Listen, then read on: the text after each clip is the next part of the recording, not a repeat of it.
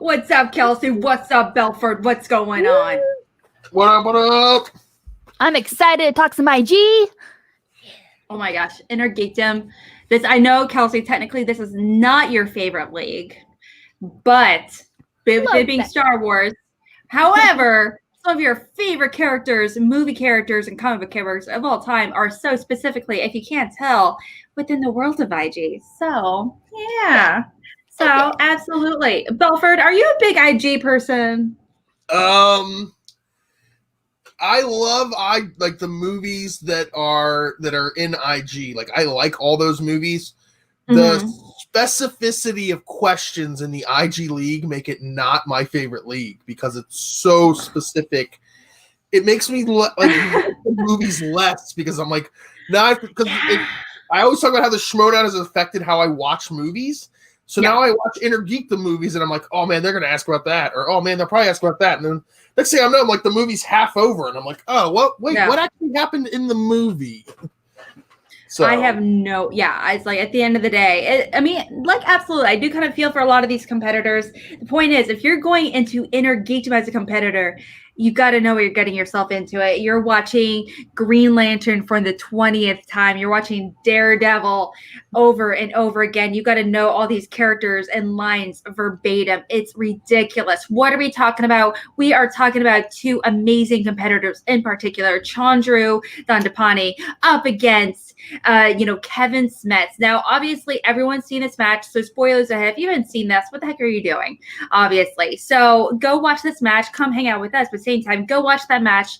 Definitely do that. But we are going to be really talking about, some of our favorite moments. We're going to be talking about some of the kind of favorite moments. Favorite moments. Some of the more controversial moments for sure. I know some Belford has some thoughts coming up here, so I'm pretty curious about that. So we're going to be diving into it. We are going to be rewatching the thing, so just want to give you a heads up. But okay. So going into this, I remember seeing it on SEN.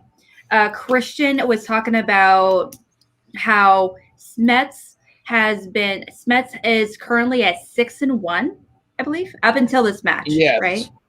Yes. But he was on a rampage. He seemed undefeatable for the longest time up until his match against Kalinowski. But also Chandru, the only match he's ever won was his debut IG match, which was a 4-way match that he lost to Brandon Hanna. So going into this, very similar third in that match, I think. Yeah. Third in that match. Yes. So he definitely, made a solid debut, but at the same time, very different competitor. Okay. But I think he was at 4-1 prior to this match in particular, though. Now, going into it, though, what were some of your predictions? Kelsey, starting with you. I definitely thought it was going to be a very close match. I know Chandru is a very strong competitor. I thought it was probably going to go to OT, something like that, because they're both so amazing. But I had Smets pulling it. I'm very, very strongly loyal to the dungeon. Kevin Smets, one of my favorite competitors of all time, is my son's favorite competitor of all time. So I had him marked down as the win, but I knew it was going to be a good, close match for sure. Absolutely. Thank you so much, Jake, for bringing that up. If you have any questions, comments, whatever it may be, anything you want to point out to us, definitely let us know. We'd be more than happy to kind of chat up any topics that you guys want us to talk about. And what about you, Belford? What were some of your predictions about this? I definitely thought Smets was going to smash. Chandru was on a bit of a roll, but he hadn't had to really he hadn't had to answer any round 3 questions really or anything like that. So he was kind of still a little bit necessarily untested, you could say. The only time he answered round 3 questions was in his debut, I think.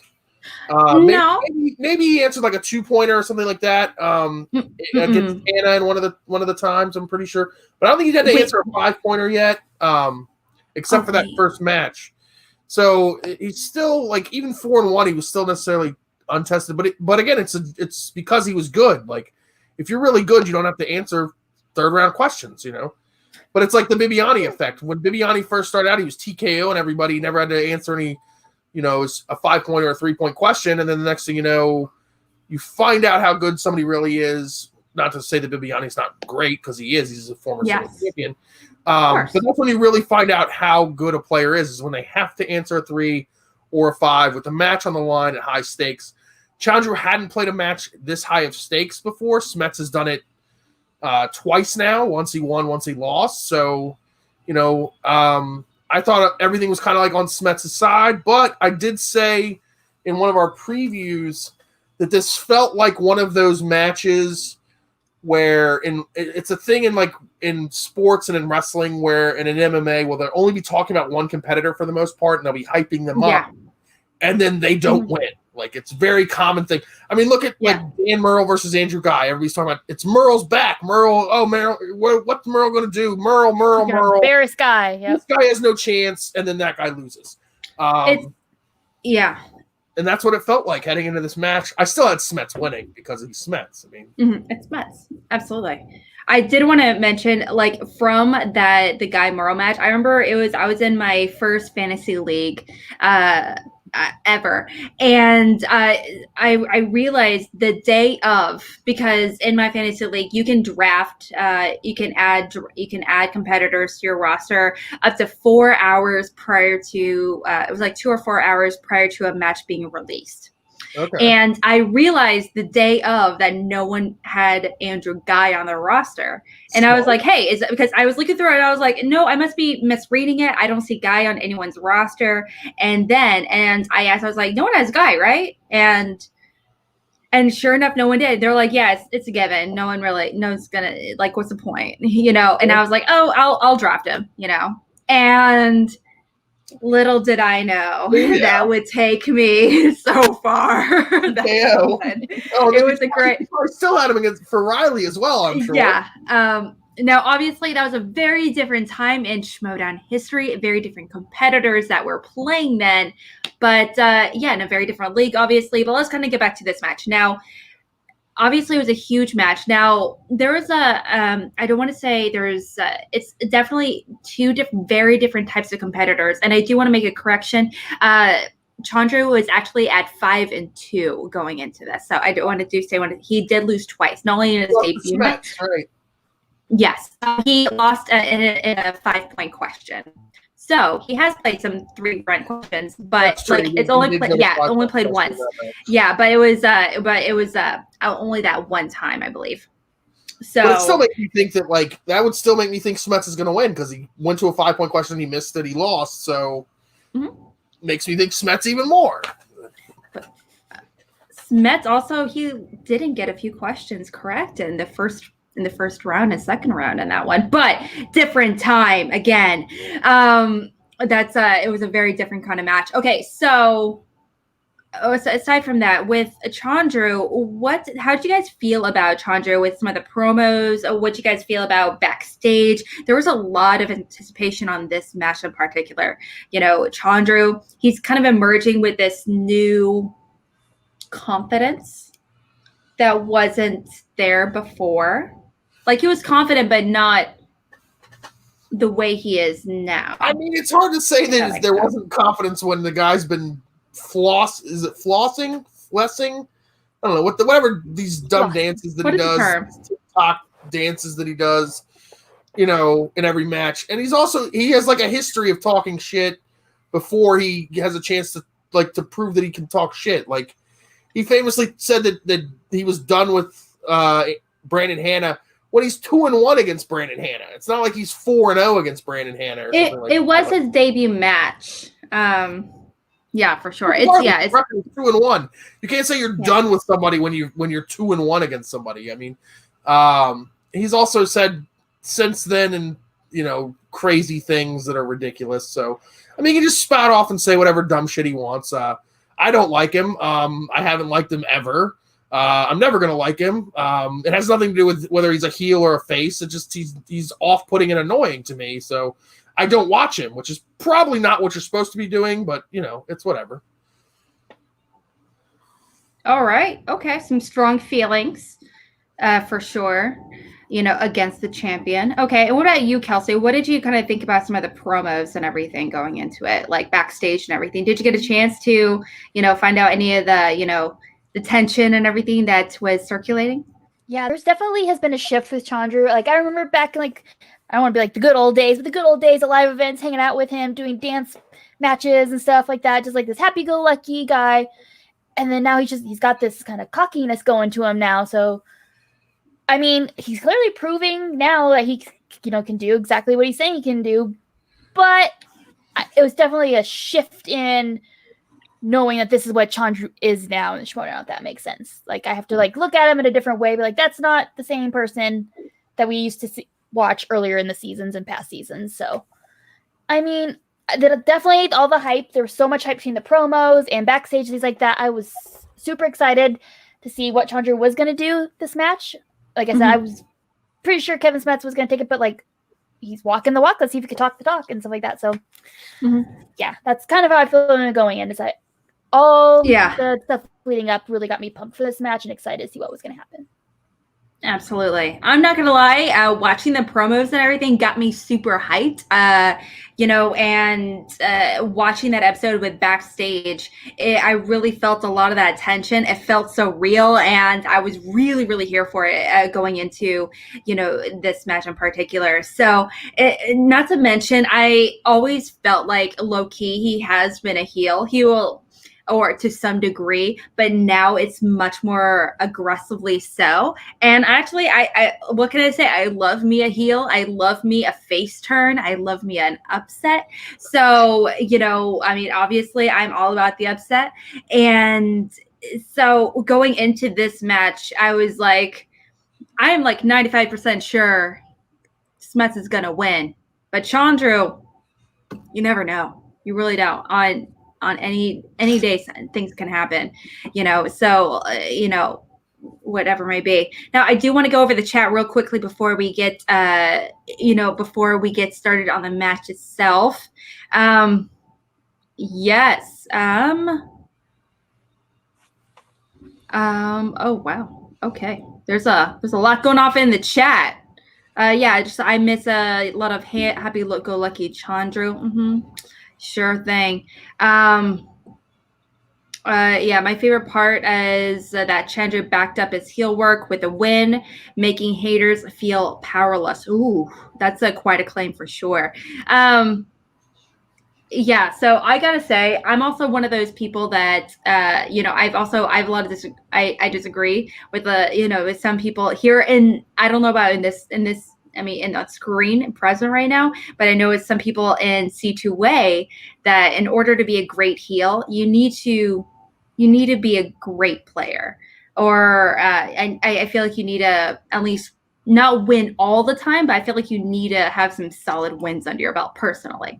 Now that's not to say that you're a bad heel if you're not. It's just I feel like, I just love it when that kind of adds to the character and the storyline personally. So what do you guys think about that? Do you guys disagree? Agree? No?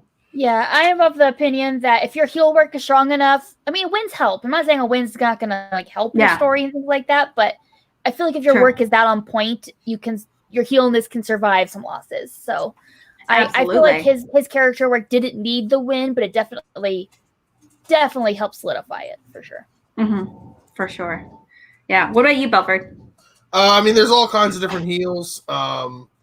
There are annoying heels. There are dominant heels. There are the problem is that that we face is that we have this where we get the term heel and face from is from wrestling, which is something that has a predetermined outcome. So you can be a heel because they're going to let you win is to boast up you being a heel, and then you get beat by somebody, the underdog. That's the underdog story. It's not really something you can really do in the Schmodown. So I just think to be an effective heel, you just have to be an effective heel. To be an effective face, you have to be an effective. You have to do things that a face would do. When you're a heel, you do things a heel would do. Obviously wins and losses don't matter that much because one of the best heels in the Schmodown is a manager, and actually some of the best heels ever in the Schmodown were managers. Bobby Gucci is probably one of the greatest heels of all time. He's not a heel now, though. What's that? He's not a heel now. he's man. I was thinking about this earlier today. I was like, I miss heel Gucci. Like, I do too. Like, it's he even says it himself. Barney now is kind of that flag, you know. And Shannon Barney, some of her best heel work was when her competitors were losing, because it was her like talking smack to the nerds, and then corruption was in like last place, and suddenly you get an IG tournament. She's healing it up the whole way, and now she's in first, and it kind of changes your dynamic of a heel. What you do as a heel changes when you're winning versus when you're losing, but you still have to be a heel. All too often in the Schmoedown, a lot of times people will either get dropped or whatever, so you don't necessarily see all their heel work. But the best heels are heels throughout. The best face characters are face characters throughout. Like Josh McCouga will be a face forever, no matter what he does or what his win-loss record is. So even when he wiped his butt with the belt, people were still, it's just lovable Josh McCouga being Josh McCouga. Okay. He had one too many. No, okay. No. Christian himself calls McCouga a heel. He is not a face. He's lost with the belt. This is the thing. You can be lovable and still be a heel. Booed, and a face should be cheered. McCouga is a face. People cheer him no matter what he does. We also cheer on Andrew Guy. That doesn't mean he's a face. Not everybody. Not everybody. The thing is, but here's the thing, though. Don't cheer on Andrew Guy. He was doing his heel work, and we were cheering him, so therefore now we have Debonair, because we were cheering him. Right, and that's something that also happens. Very common in wrestling, too, is someone who's supposed to be a heel who gets cheered, and therefore they become a face just because people cheer them so much because they're a likable heel. You don't stay a likable heel for long. You eventually become a face. If that's the case, if he is, like you said, such an unlikable heel, in that case, isn't he a great heel? Yeah. Who, Chandru? Chandru. Well, there's a line between, again, this is entertainment. So you have to be, you want people to watch you, whether you're a heel or a face, and it's the reason people want to watch you. It's either they hate you or they love you, and people will watch you. Eventually, it's the most difficult heel to be is the annoying heel, and I would say Chandru is the annoying heel. It's kind of like, because a lot of his antics are annoying. Even when he was a face, I thought his antics were annoying, like I said. But it's a fine line, and eventually, if you push it too far, people will stop wanting to watch you just because you're annoying. There's also things called X-Pac heat, which is because, again, a heel wants to get booed, but you want to get booed within the context of the storyline. Not people booing you just because they don't like you and they're going to boo you. They find you. They don't want to watch you. They're booing you because you're on their screen, not because of anything you're doing or anything like that. Again, yeah. I didn't like. Again, I'm clearly have a bias because I didn't like him as a face or a heel. But it's fun. I mean, he's my problem with him is that I have a bad taste in my mouth because when he was a face, he acted like a heel a lot. Which is like, wait a minute, you're supposed to be a face. You're supposed to be a good guy. Why are you acting like a bad guy? A lot of his promos, especially post-match promos, when he was supposed to be a face, like were heel promos, and you're like, what are you doing? And I just want people to play their whatever character they're supposed to be playing, play it well. Or just don't play a character. Just come out and answer questions and be boring, or not boring, but just be yourself and just play, trivia. If you're not good at your character, find another character. I don't know. Maybe now he has found another character. We'll see what it does. Yeah. Well, I mean, I do know we are going to be diving into this match here in, like I said, just a hot second, but we're going to go into the specifics about, some of his, because some people have a hard time identifying, like myself. I see some of his behavior and I watch him in the match. I'm like heel behavior specifically. But there's also some other things where I don't see it as heel behavior personally, but I'm also the person that apparently can't identify a heel. Someone explain what a heel is to me. What is a heel? Yeah, I don't know what a heel is. Okay, so let's just kind of dive into it a little bit. We are going to just want to let you know we are going to be skipping the promos. We're going to be getting right to the match. So just want to give you a heads up. And again, and spoilers ahead. So if this is your first experience with this match, awesome, cool and all. But if this is not your first experience, do yourself a service and go watch the match prior to this breakdown. All right, you guys got 5 seconds.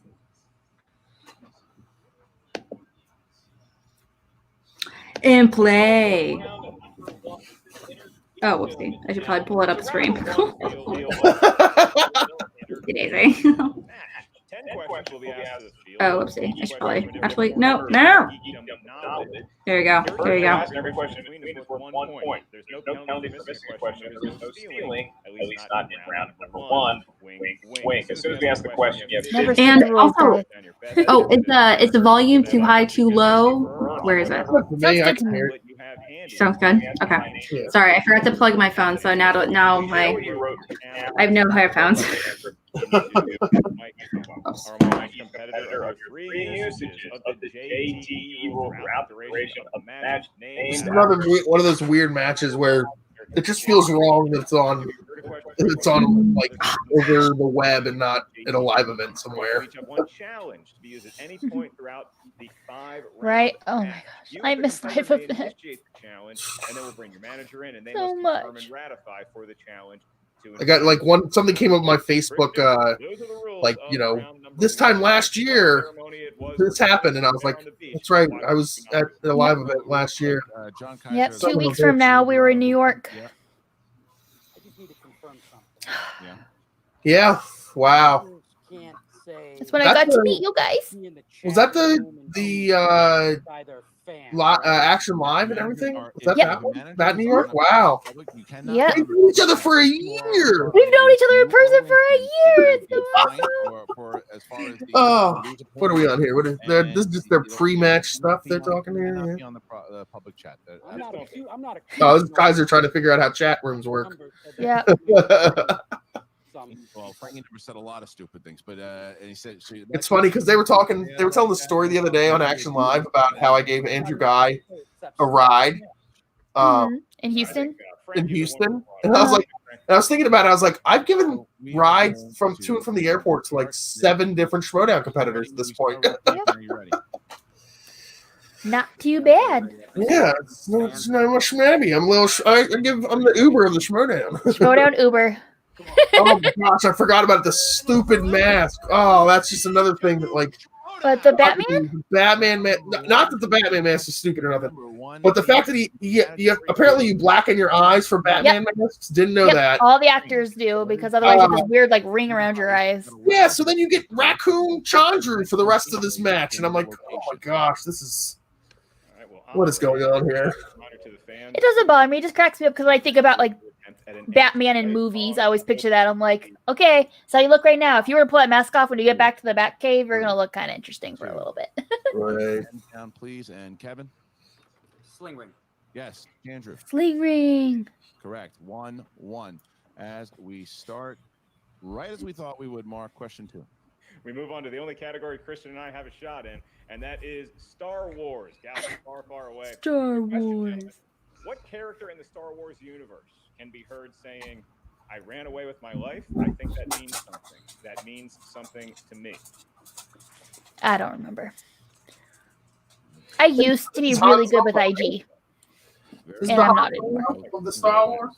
Champion and challenger. And we have 5, 4. However, I've never missed a Birds of Prey or Suicide Squad question. So I have that claim to fame. Yes, Smets. Han Solo. Correct. 2-2. Question number 3, Middle Earth. The Middle Earth. Oh my gosh. This is my least favorite part of I love the Middle Earth movies. I'm terrible at Middle Earth trivia. Same. I love the movies, but I couldn't tell you the name of anything. All the names are they all sound the same to me when they say the answers. I'm like, sure. Yep. Unless it's Strider or Bilbo, I'm not, or Gandalf. I'm not. Right. Everyone else, I'm like, I have no idea who you're talking about, for sure. 1. Pens down, please. And Kevin? Lord of the Rings, the Two Towers. Yes. And Chandru? Lord of the Rings, the Two Towers. Correct. 3. I'm just happy everyone's got a whiteboard right now. That makes me happy. Oh my gosh, I watched the did you watch the Gucci versus Kaiser 80s action comedies? One, and like Kaiser's like, can I just cross off the name of the answer and just keep using this sheet? I like to point out to everybody, Do not write more. $1.89 at Walmart comes with the pen. They know so much. Don't go to Walmart right now without a mask, though, everybody. Yeah, but wear a mask. You even answer the question. Or if you order your groceries from there, you can order it too. I've noticed, so you can order it while you order your groceries. There you go. It's back to school, so Curbside pickup. 2, 1. Just pens of down. $1.89 whiteboard. Curbside pickup. Favorite ones of mine, depending on if you're regular. what they need to do is like, for the LA people, is just buy a bunch and then like whoever does it could just like toss them in front of people's yards like You know, the whole- newspapers. Like, Oh, here's yeah. a whiteboard. Here's your whiteboard. During the quarantine, I went to Best Buy to pick up like a mount for my phone, Mhm. and they're like, it's literally like you just pop your trunk, and they would just walk up, throw it in the trunk, and then close the trunk. That's nice. But I don't have a trunk; I have a hatchback, so I just rolled down my window, and he just threw it in the back. Threw it window. in. I know the question I'm asking It was you. the back window, so it's socially distanced. You know. Yeah. Prepare yourself. You don't need to do an accent. I don't want it. 5, 4, 3, 2, 1. Pens down, please. And I'm surprised they haven't. Welcome back. Yes, Andrew. Hi. Has Martin Christian been the host of everything in quarantine? Because I don't watch the tournaments. Did they host every tournament match as well? The next I know question. Christian, I think, is pretty much always, I think he's been on every single one. There we go. I think Mark might have missed one or two, but it's been mostly the two of them. Okay, I'm surprised they haven't like mixed up the hosts at all on a lot of the things. Obviously, like the pay-per-view stuff, you want maybe those two, but like, Mhm. just like on some of these like other like play-in matches and stuff like that for the tournament, like you think just throw in whoever. 5. You know what I can't wait for?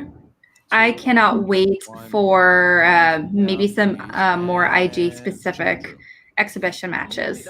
Like if we could get a comic book movie super exhibition match or MCU. Wait, do we have an DCEU. MCU? They definitely have an MCU one coming because they kept making jokes about using the fart machine in the MCU match. So they haven't. It's either coming or they haven't filmed it yet, or they have filmed it, or it's coming. I don't Are know. they plan to? Yeah. Ken Knapsack and Josh McCouga. I love that. Christian did miss the horror exhibition match. Gucci one was so good. Mm-hmm.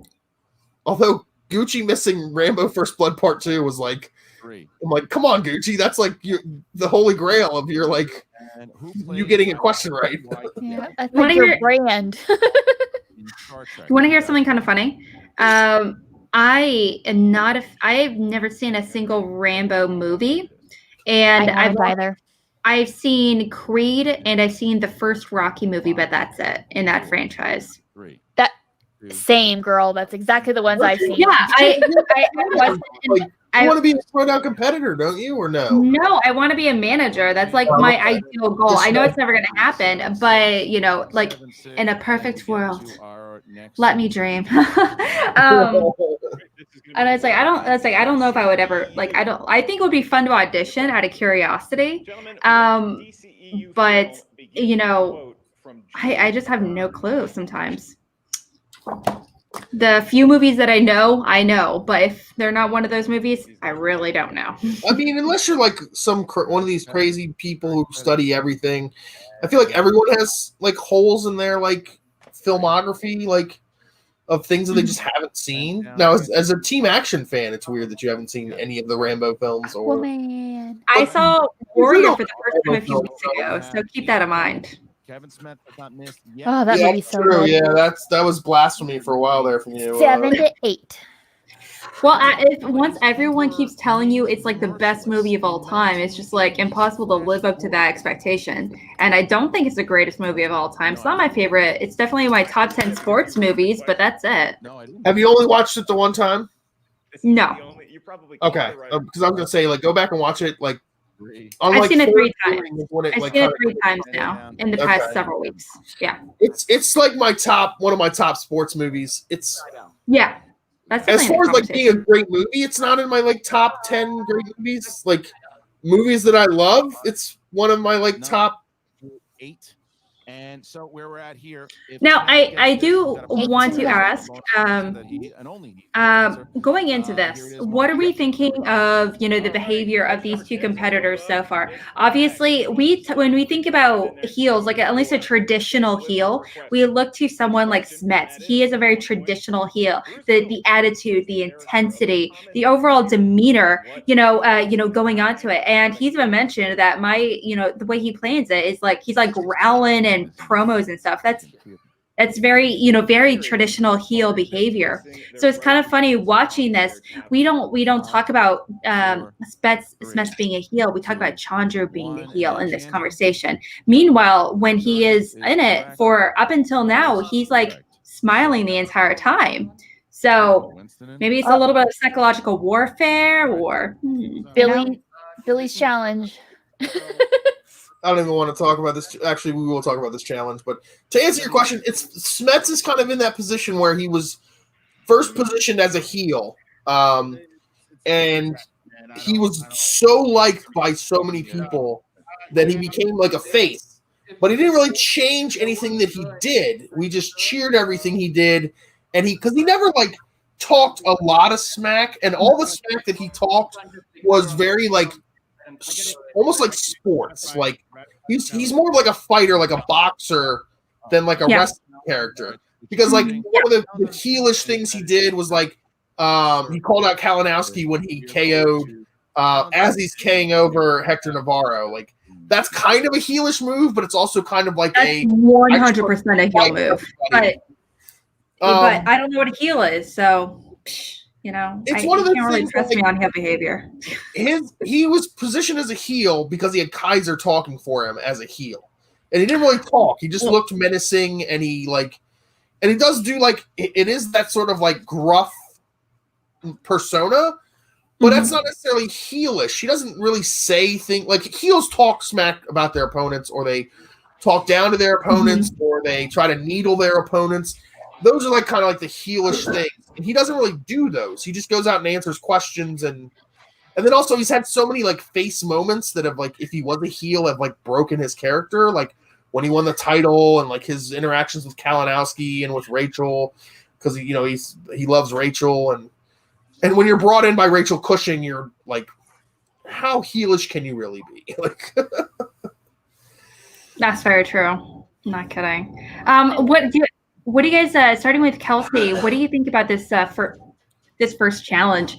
It is a very, I don't want to say it's a super controversial challenge, but it's one of those things where it's just like when you're at the championship level, and this is like happen this kind of challenge. I don't know if you would want to win by a technicality like this, but considering the rules, of the past, what do you kind of think of this challenge overall?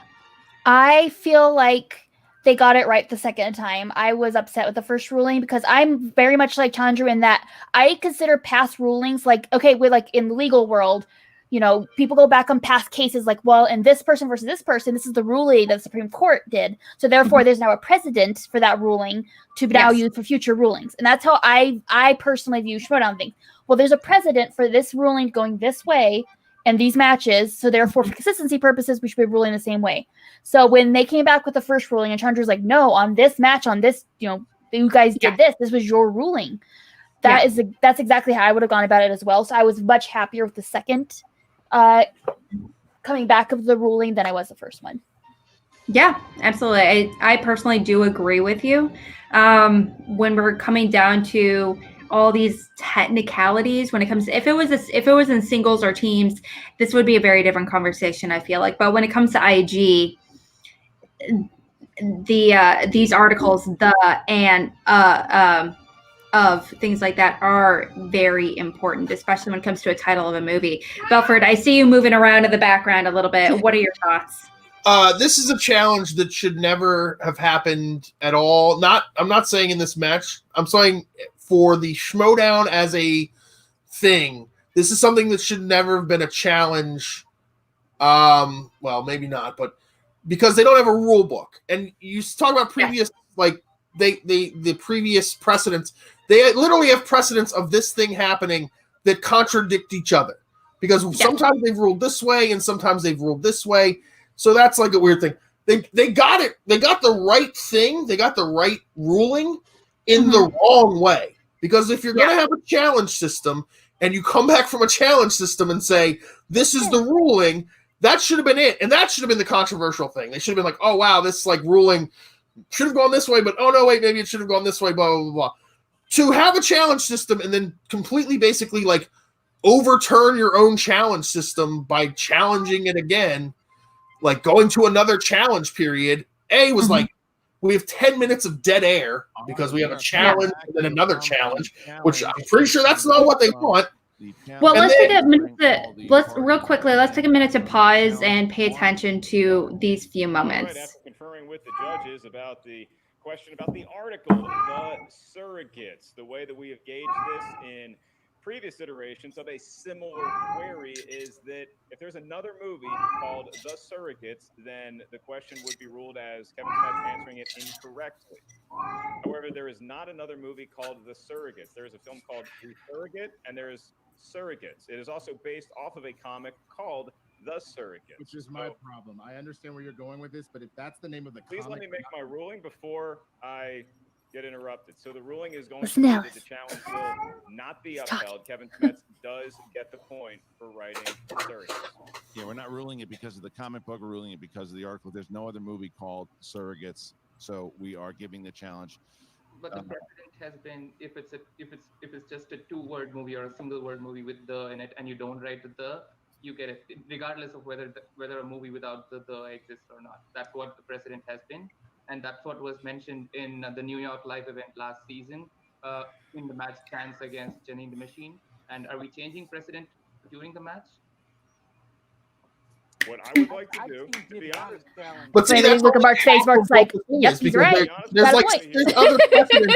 Like famously, they wrote Omen instead of The Omen, which is again like another precedent, and they got it right. Like, well, that's the thing. I am also one of those people that this is why I say a rule book. Make a rule book, and this will be in the rule book. Well, are the question writers and Christian and Ellis and everyone involved? That's something they're actively working on. And the thing is, they've been working on it for like 2 years. Like, give me a rule book already, okay? Like, yeah, I absolutely understand. It's just it's very difficult when things, new challenges and things like that are being introduced all the time that have never. That's why you make addendums to the rule book. That's why you make addendums to the rule book. You're never going to make a rule book that's going to encompass everything that could possibly ever happen. I mean, even make the Constitution on the rules that we already have. Like, make a rule book with this? And if the rule book is only for this one rule, I'll be happy with that. Make a rule book on this thing. Like, yeah, I did.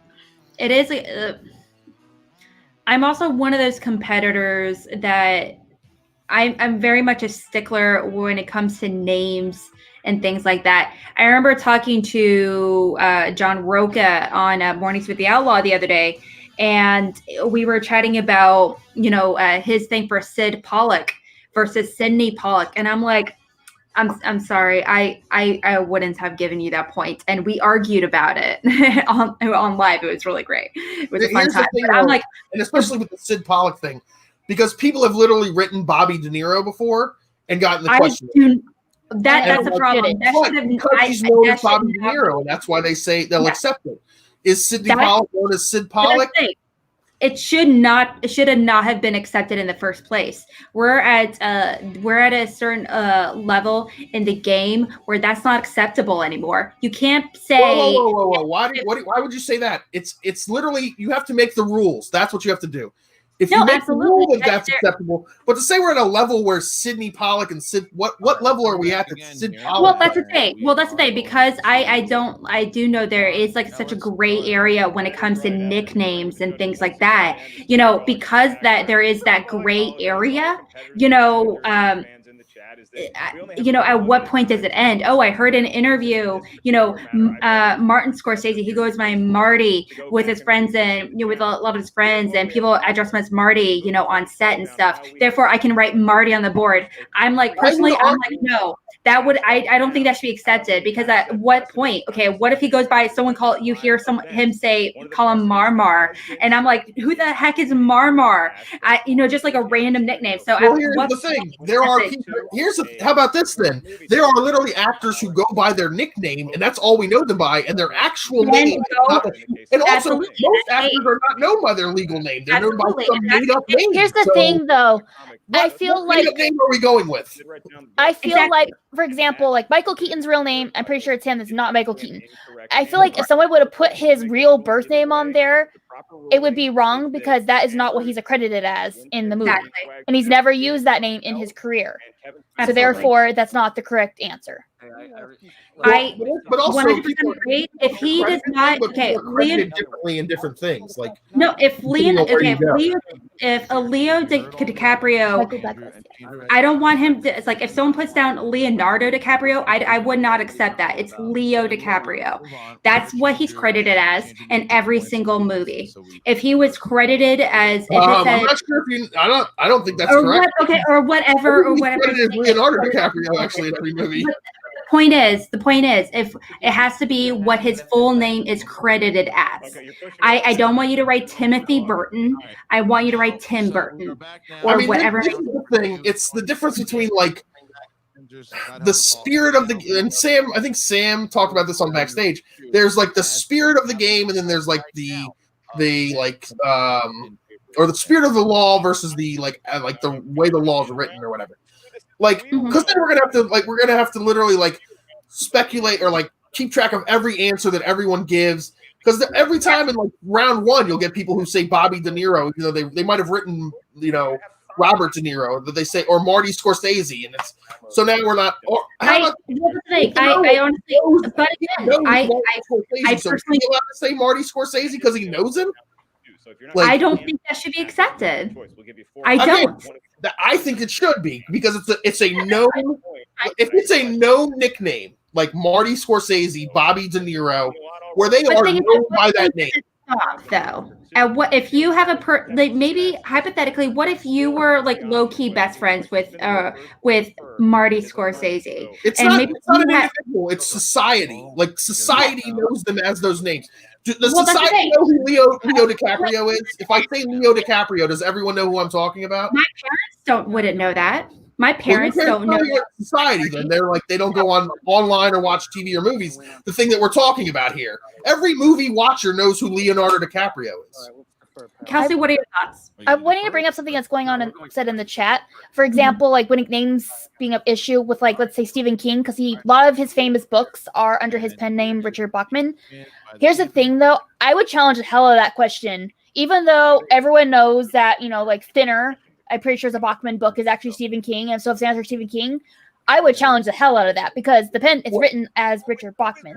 Well, but it also depends on what is in the movie. If the movie says based on a thing by Stephen King, then that's the answer.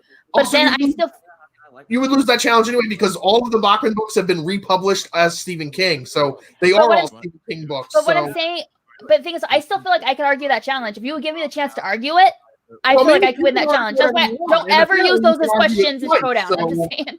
That's what we found out this match is you can just keep arguing until they change their answer. So, well, the thing is, it is kind of a weird situation to be in for sure. Especially in a championship match, every challenge counts, and you got to be very smart and efficient when it comes to using those challenges. And I have no problem with the challenge, and they got the right ruling eventually. Like, there are two. It's not the movie's not called The Surrogates. The movie is called Surrogates. Absolutely. But again, you went behind the scenes. You did the discussion. You came back with a ruling. Stick with your ruling. Like it undermines the entire process to then be like, no, wait, we'll go look again. Like I'm literally physically angry, not because of the ruling, but because of the way that they did it. It's completely wrong. It undermines the whole process. What's the challenge? It's not the most optimal way to go about it, for sure. It is kind of it's kind of a wishy-washy situation. I do think that Chandru also at the time might have made some points that caught them off guard, and they're like, "Oh wait, we did not think of that," and so they should have. They didn't realize that before. And that's really unfortunate. Mm-hmm. Now it's like, what are we? Then who's the judges? We should get rid of these judges then if they're not thinking of the previous points. Like, also again, so the judges that are involved in these matches, he's citing one instance as if that's the end all be all of instances when we've had multiple instances of this coming up and it's been ruled differently several times. So it's like, what are we even doing here?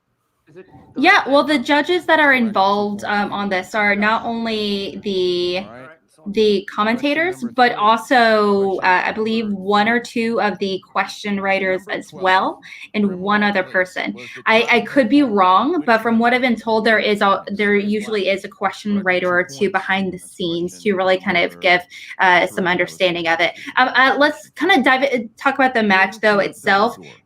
He is a Smasher is going into his second round. He has had a history of being not inconsistent, but in the second round, just like any division within Schmodown, it could make you or break you. It is arguably the most important round within any match. So him getting this one in particular was very interesting to watch for sure. Well, Lon Harris, we just had him on in the previous episode when he was breaking down his match. He talks about it, especially in a 3-round match. The second round is the match, and even in a 5-round match, like the second round can make or break you. If you don't do well in the second round, you're not set up for success. You're now chasing the rest of the match, whether it's a 3-round match or a 5-round match.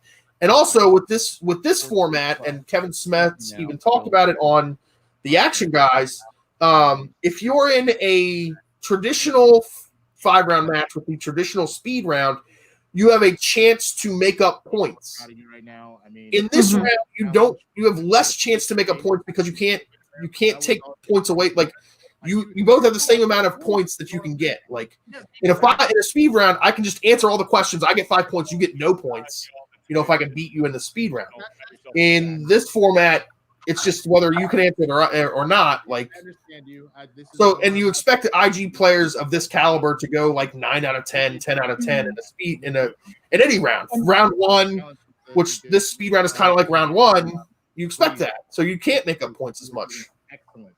You might make up 1 or 2 points, not 5 points. Okay. Yeah, there's a lot of variables involved for sure. So going back to round 2, like now that you're chasing the match, that takes away one more opportunity to make up points. Now you're in like real chase mode, and it's rough. Yeah, there's some real psychological warfare going on in this match. I feel like Chandru has even mentioned it in backstage. He has psychological profiles on everyone he kind of goes up against, and that really kind of sets how he's gonna perform as a character in the match itself. I mean, we've already seen he's smiling the entire time. He seems very chill. He's just who? He seems like he's on top of the world, and as a result, I'm sure the Smets is just trying to bide his time. He's just I just need to refocus and everything. But I'm sure there's some aspect of it that he might find very, I don't want to say distracting, but almost maybe annoying. If that makes sense. As a competitor, yeah. I mean, you're going up against, and you're just oh gosh, And so I'm that's real. A lot of competitors, that we definitely love, for sure, do have that, psychological warfare in mind when coming up against these competitors. Looking to take his first lead here with this next question. Kelsey, how would you be as a competitor? Would you be all about the psychological warfare? Would you pull out your Harlequin mode and psychoanalyze your opponents? That would be hilarious. Could somebody do that though? Really? Where you're I could tell by your body language right now that you are really not understanding the answer to the question. That would be so cool. Okay, that seems to be a character. But anyways, How's your confidence? Yeah, how's your confidence? Your body language. People like you. Yeah, that would be fun. But me as a player, I'd like to think I would be good with psychological stuff. That's the part of Schmodown that really I like the most is the kayfabe / psychological warfare that people do over the just plain old knowledge and things like that. But really, when I know myself, I'd probably just be sitting there focusing, okay, focus. What's the answer? And not do it very much. Yeah. Not kidding. Again, real quickly, I do want to let you guys know if you have any questions, comments, concerns, or anything like that, or if you just want to let us know your opinions on any of the challenges, the behavior, anything behind the scenes, please send us a Streamlabs or a super chat, and we'd be much appreciated. We'd be happy to chat about it as well. Who asks Pippin, "Can you sing, Master Hobbit?" All right. Whew. Middle Earth. I feel like if there's any category that I would get 0 every single time, it's either Star Trek or Middle Earth. However, Star Trek is because I've never really seen a Star Trek movie. Middle Earth is because I just cannot remember details from those movies. I love them. Yeah. I just cannot remember anything about them. I can't tell you. I feel bad. I'm in a very similar situation. I love the Lord of the Rings trilogy. I have, however, I've only seen. I have not seen the Five Armies Hobbit film, though, personally. And it's just one of those things. There's just so much information the entire time. It's almost overwhelming. And so I almost just kind of look past it, if that makes sense. It's getting pretty intense. But it's just the world, the Middle Earth world is just so beautiful, so cool. Music. Oh, the music. The music. The costumes. Oh my god. They make food look so good. These tables, at the beginning of the first Hobbit movie. Oh, those are fun movies. It's amazing. It really, really is. But this is our second challenge of this championship match. And obviously, like we were saying earlier, when it comes to these challenges, when it comes to any match, obviously, but especially a championship match where every single point counts, you have to be efficient and be able to articulate very effectively to get your point across. Because you can't, if you issue a challenge and you have a hard time getting your point across, it's just not going to work out in your favor, obviously. Even if the judges know what you're trying to say. It's just they need the words to come from your mouth. Exactly, absolutely. That's a big part of the challenge, especially now. I feel like that maybe not have been as much in the past, but now that is the present. That's what you need to do for a challenge. And I feel like people are going to have to adjust to that. Learning, okay, how am I going to word this where I'm articulating exactly what I'm critiquing, if that makes sense. But yeah, with this challenge, I see what happened. Okay, as people who talk through StreamYard all the time, it is sometimes hard to hear things. Yeah. You know what I mean? So he could have very, very well misheard and it sounded like something else. Nothing to do with accents. It could just be StreamYard. Because StreamYard does that. Even if it sounds okay on the mainstream thing, you still might not hear it, if that makes sense. And so I do have to, it's kind of a weird situation for sure. I do want to point out I am actually very glad Kevin when he was he heard the name. I can't remember the name off the top of my head. We just saw it. But he thought he heard it. And maybe he did, maybe he didn't. I heard it and I thought it was 100% correct. But also I am actually very glad he did not issue a challenge though, because also I wouldn't want to challenge based off of an accent, if that makes sense. It kind of makes it a little I don't know if I would want to win by that. So, and even Smets even mentioned it. He's like, I want to win. I don't want to win because I misunderstood his accent. I don't want to challenge that he said it incorrect because of that. It's a fine line between pronunciation and accent because your accent affects how you pronounce words. We do have recently. I rewatched it was the Bandit versus Jim Vejvoda match, and Jim Vejvoda is trying to pronounce a name, and he can't. He knows he can't pronounce it right, and he says, "I can spell it," and Christian literally says, "Well, spell it," and he spells it, and he kind of said it right. Like you knew what he was saying and did kind of say it right. But it was like he was mispronouncing the name.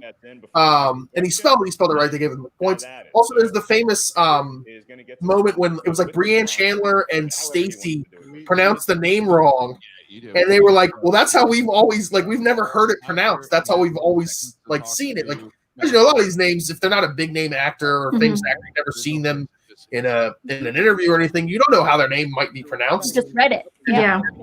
It's different for a lot of people, for sure. If you're in the right ballpark, like, not the right ballpark, if you're close enough, like he's close enough with, he might have said Denethor, not really it that Thor, but everybody knew what he was saying. Everyone knew what he knew what he was saying.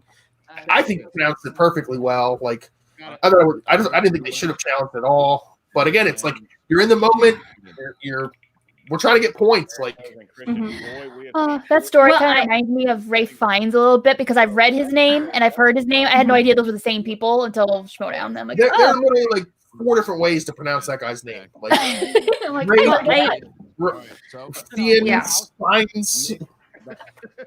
I do know someone kind of mentioned in the chat, you know, this kind of brings up, so spelling counts, essentially, Lena Headey versus Hetty.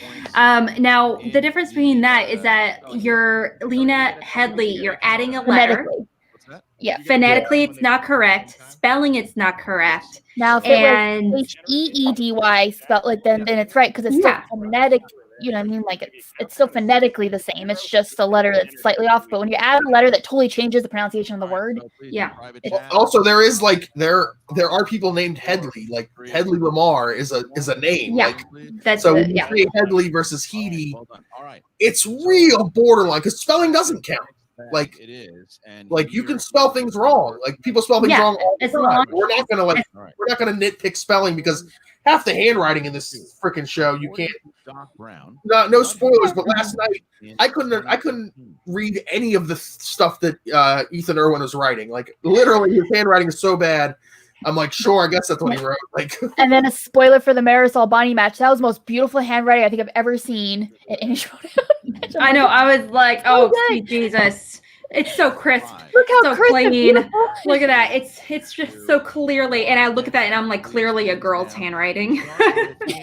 And I never met a man that has like better handwriting than a woman. I'm not gonna lie. I just haven't. Handwriting's better than like I've met, like, don't get me wrong, I have met some women with some pretty awful handwriting, but by golly, I've never met a man with that great of handwriting personally. There are like male calligraphers, like they have. Oh no, totally, there is. I just haven't met them. Alex hasn't actually met them in person. She's just heard of them. I haven't seen them. I look at handwriting and I'm like, clearly every man's handwriting is like that I see is just so awful. It's just chicken scratch. It really is. But also I'm in a very kind of a weird situation. Like I like whenever I'm with like my mom, my mom's friends or whatever it may be, and same with my dad, I'm surrounded by a bunch of like nurses and doctors and stuff. So it's just like a bunch of chicken scratch anyway. It's just like scribbles. Writing in the Schmodown also depends on when you know the answer. Because if you have 15 seconds to write it out, you write it out really nicely. If you have 5 seconds to write it because you just thought of it, it's gonna be scribbly. It's gonna be scribbly. Oh, 100%. It's bonkers. Okay, I do agree with you. When you actually think of the answer, that can also determine what you're writing out. Like going back to the Roca Irwin match, the reason why he wrote Sid Pollock is because he thought of it at the very last second, you know, and you know, had he thought of it earlier, maybe he would have wrote Sydney, and this is a JTE. JT left. Maybe he would have had a different outcome in the match. Who knows? Right, Sidney Pollock. But again, it's round 1. You don't want to burn a JTE in round 1, so you think you have the time to write it, and you find out you didn't have the time to write it, and you get Sid with like a little bit of like a smudge next to it, It's supposed to be me, and then yeah, but there's some competitors with small handwriting. Super small. You're not gonna be able to talk to him when he comes back. So then a couple things. Yeah. We're going over this together. Yeah, not gonna lie though, Alan, you're totally right. Knapsack was whipping out sports references, and Bonnie was like, "Huh? What? Huh?" I was there with Bonnie, where I was very confused. Same. If it's same. Hey, sports boat, ball. man. I We still have 2 rounds left. I get some of the references, but I'm just like, what? Cool, whatever. I mean, I like sports. That's not gonna inspire me. Give me a movie reference. Yeah, movie reference, song reference, TV, but sports, I know as almost little about sports as you could possibly know about sports. Oh, this is when we lost Chandru for a minute when he went to go Google all the IG questions on the planet. And, So we're gonna remove Chandru. oh. Sports ball. Watch out. Let's bring in. Guys, just want to give you a heads up. Thank you so much for hanging out with us today. We really appreciate it. I know everyone in the chat as well. I know it's a Saturday evening, and I just want to say we really appreciate you guys just coming and hanging out with us this awesome day for sure. It's a lot of stuff going on, a lot of other streams and everything. So we're so appreciative, and we're so thankful for you guys. Somebody in the chat mentioned that pharmacists have good handwriting, and that's true because pharmacists are the ones actually giving you the drug, and it has to be correct. Doctors and it has to be read by people. Yeah. Doctors tend to write numbers really well. I'll give them that. It's because funny. You don't want to mess up the number on a lot of It's so funny. I work with doctors, and part of it is I do credentialing for them to get jobs. So they have to send a copy of their signature to us to be on file. So that way, when people write prescriptions, they have this is what their signature looks like, and they'll be just like a line, zig line. I'm like, anybody can freaking forge that signature, guys. Literally anyone. Zig. There's my signature. It's like, okay. It's weird because epidemics happen. When you get like a top secret clearance and you have to sign for things, you have to sign your full name legibly, like so that they can read every letter. And I'm like, no one signs their name like that, but okay, sure. Like, so well, I mean, like if I'm writing, okay, I learned to write in cursive first. Sorry, first is not a word. First before print. I'm left-handed, and so I was taught cursive first. And when I was in kindergarten, and so as a result, when I do write, even in print, I naturally include cursive in my handwriting. So it is like a mixture of both. And some people have a hard time reading my handwriting, even though, like, you want to see my handwriting? Look at this handwriting. Whammy. Some people legit can't. Yeah, some people literally could not read my handwriting. Mow lawn, pick up stuff. Yeah, the pay-per-view, marathon breakdown match, spray weeds, and stuff like that. And so as a result, I was just like, and some people like literally look at my handwriting and they're like, yeah, not legible. I think handwriting is beautiful. My handwriting is doctor's handwriting. Like I have doctor's handwriting. It is illegible. So I'm a funny handwriting talk. I'm a funny case where when I was going to school kindergarten, I kept trying to use my left hand all the time. And I had a teacher who's like, no, that you're not left-handed, you're right-handed. So they would put everything in my right hand. So therefore now I'm almost like no-handed and ambidextrous at the same time, where I can use both hands evenly, but they're work very well. That's awesome. It's terrible. Alex, do you hold your pen kind of more vertically when you write? Because a lot of left-handers do that because they learn to write that way. Because left-handers have a really, I'm a left-hander. We have a really weird thing where if you write kind of like naturally with your hand, you tend to drag your hand behind it, and you tend to get like graphite all along the palm. Oh boy, don't! Oh my gosh, it's a nightmare. The amount of stuff I went through, all the graphite on my arm, so many flashbacks. That's all of grade school and middle school. I had a high school who famously would have this floor to ceiling chalkboard. This is how I write. It's kind of tilted. It's diagonal. That's like a standard left-handed. Yeah, he would have notes floor to ceiling on the chalkboard, and you'd have to just copy the notes as fast as possible to get them all before the period ended. But I'm a left-hander, so I'd go back to review my notes, and half of them would be like illegible, because they've been wiped away by my palm as I wrote. I'm like, yeah. Oh no. Well, I had to, as a result, starting in middle school, I hate writing in pens. I actually consciously almost exclusively write in pens now because of those experiences. I hated using pencils. I hated the smudges. And I also like the sounds. I'm weird like that. I'm kind of odd about it. I love the sound that a pen makes when I'm writing. Yeah. It's like kind of slightly scratchy, and I can't explain why, but I really like that sound. I'm really into ASMR. No, I am not into ASMR. I can't.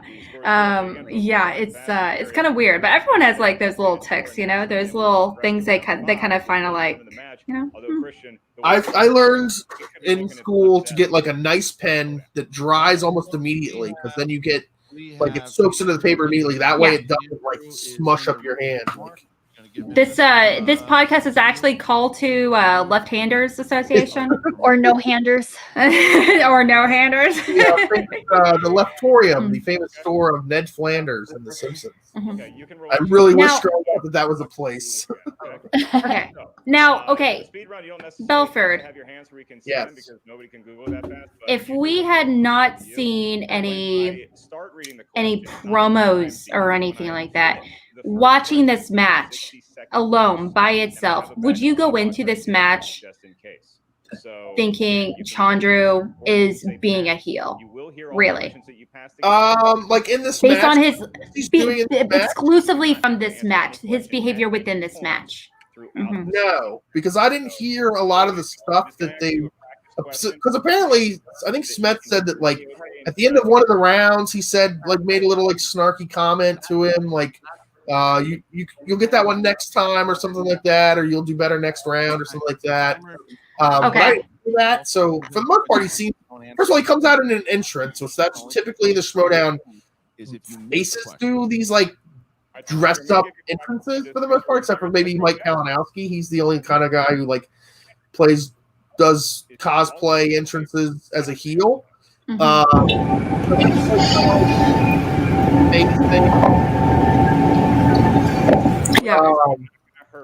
I do know. Usually, it's a face that's smiling and happy, but so I didn't know he was a heel until backstage after the match, or until Smets was talking about it on Action Industries. Because when did he turn heel? When did Chandru turn heel?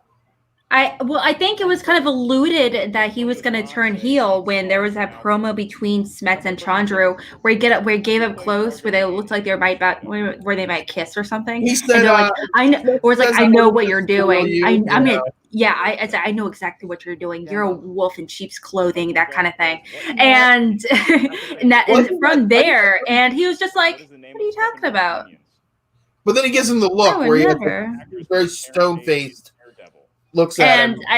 I think at that point they kind of planned for him. They kind of insinuated that they're kind of going in that direction. But also things where as a face he would make comments in post promos and stuff like that. And they're like, well, if you're not going to be a face because you keep making these comments in promos, or we have to almost reshoot promos because you keep making these comments, then we'll just have you be a heel. I don't know if that's actually what happened, but it's the kind of thing that would happen. If you're not going to play a face, then we won't have you be a face. We'll have you be a heel. Mm-hmm. Yeah, I do think there is, a lot of competitors actually do make sly remarks in order to get into the head of the competitors. Bateman and Andrew Guy, famously so, they do that stuff all the time whenever they have matches. Ben Bateman, he used to do that. He does that almost every single time he's on screen with Bibbs as a kind of power play over him. And it's just in order to kind of get into Bibbs' head, because Bibbs is that kind of competitor.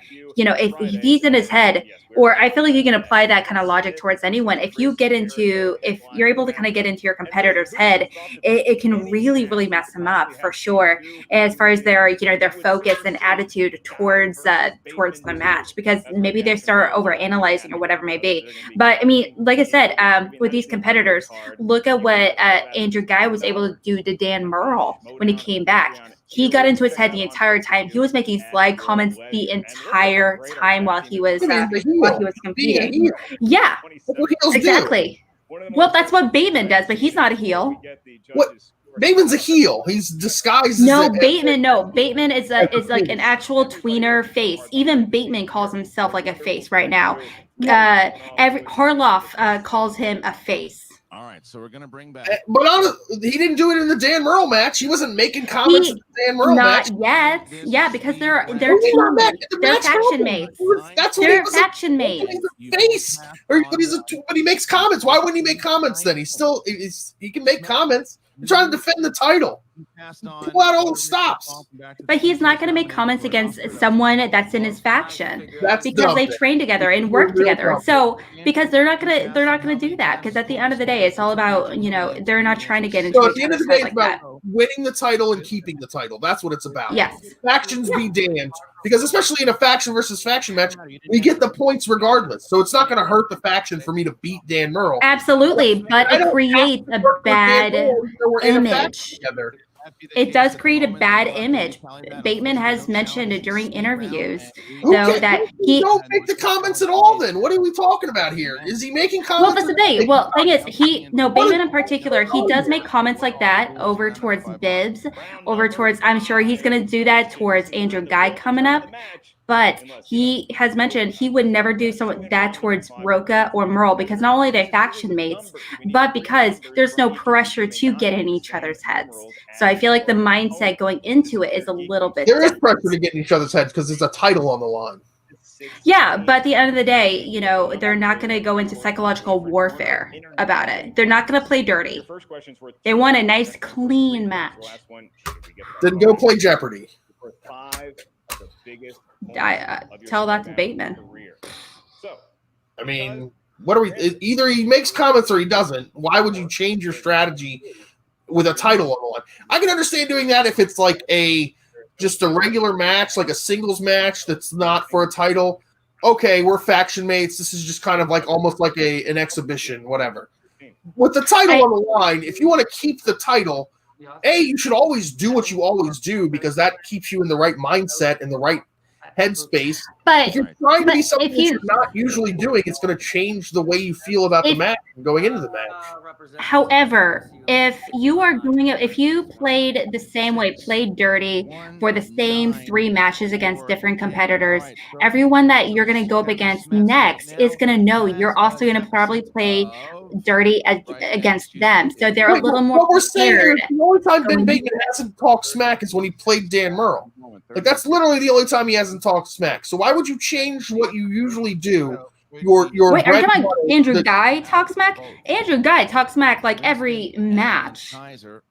Well, we're talking about Ben Bateman here right now, because we're talking about Ben smack like every other match. Just depending on if he knows he can get into his head. Except for the Dan Murrell match. No, I will fight you, sir. Name another match he didn't talk smack in. I can't matches off of my head. Spectacular. And before that, he was a heel. So, Chandru. Oh, you know what? He did talk wolf matches, and he lost. 100% talked smack against Oyama at Spectacular. He made a comment to him at the end of the first round. Right. That's what I'm saying. He talked smack to him in the Spectacular. I'm saying, name a match he didn't talk smack in. Oh, didn't? Okay. I'll tell you, it's the Clark Wolf matches, whether singles or the Shire Wolves. That's when he doesn't talk smack, because he didn't want to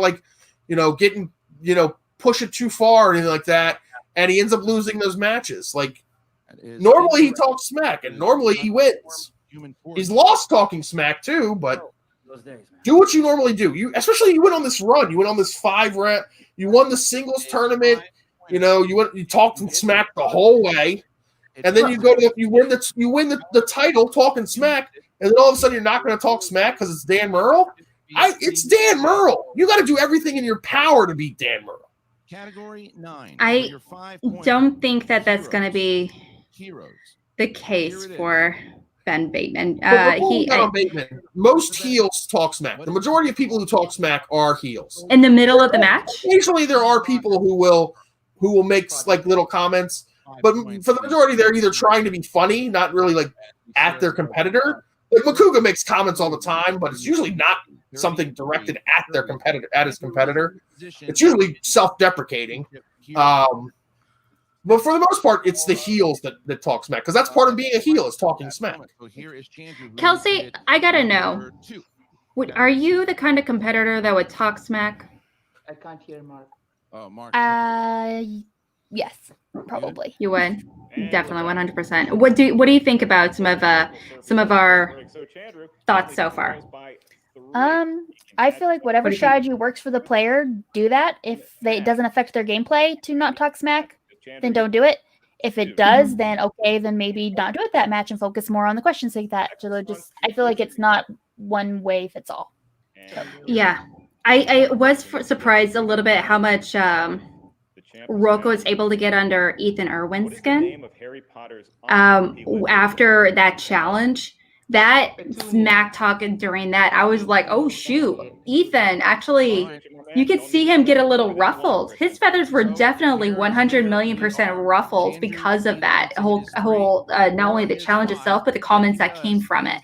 And so it's definitely kind of a weird situation. But also, people have been trying to kind of tease him and mock him and everything in previous matches when he up against Merle previously, and some of his other matches, but he's never really been ruffled before until that match.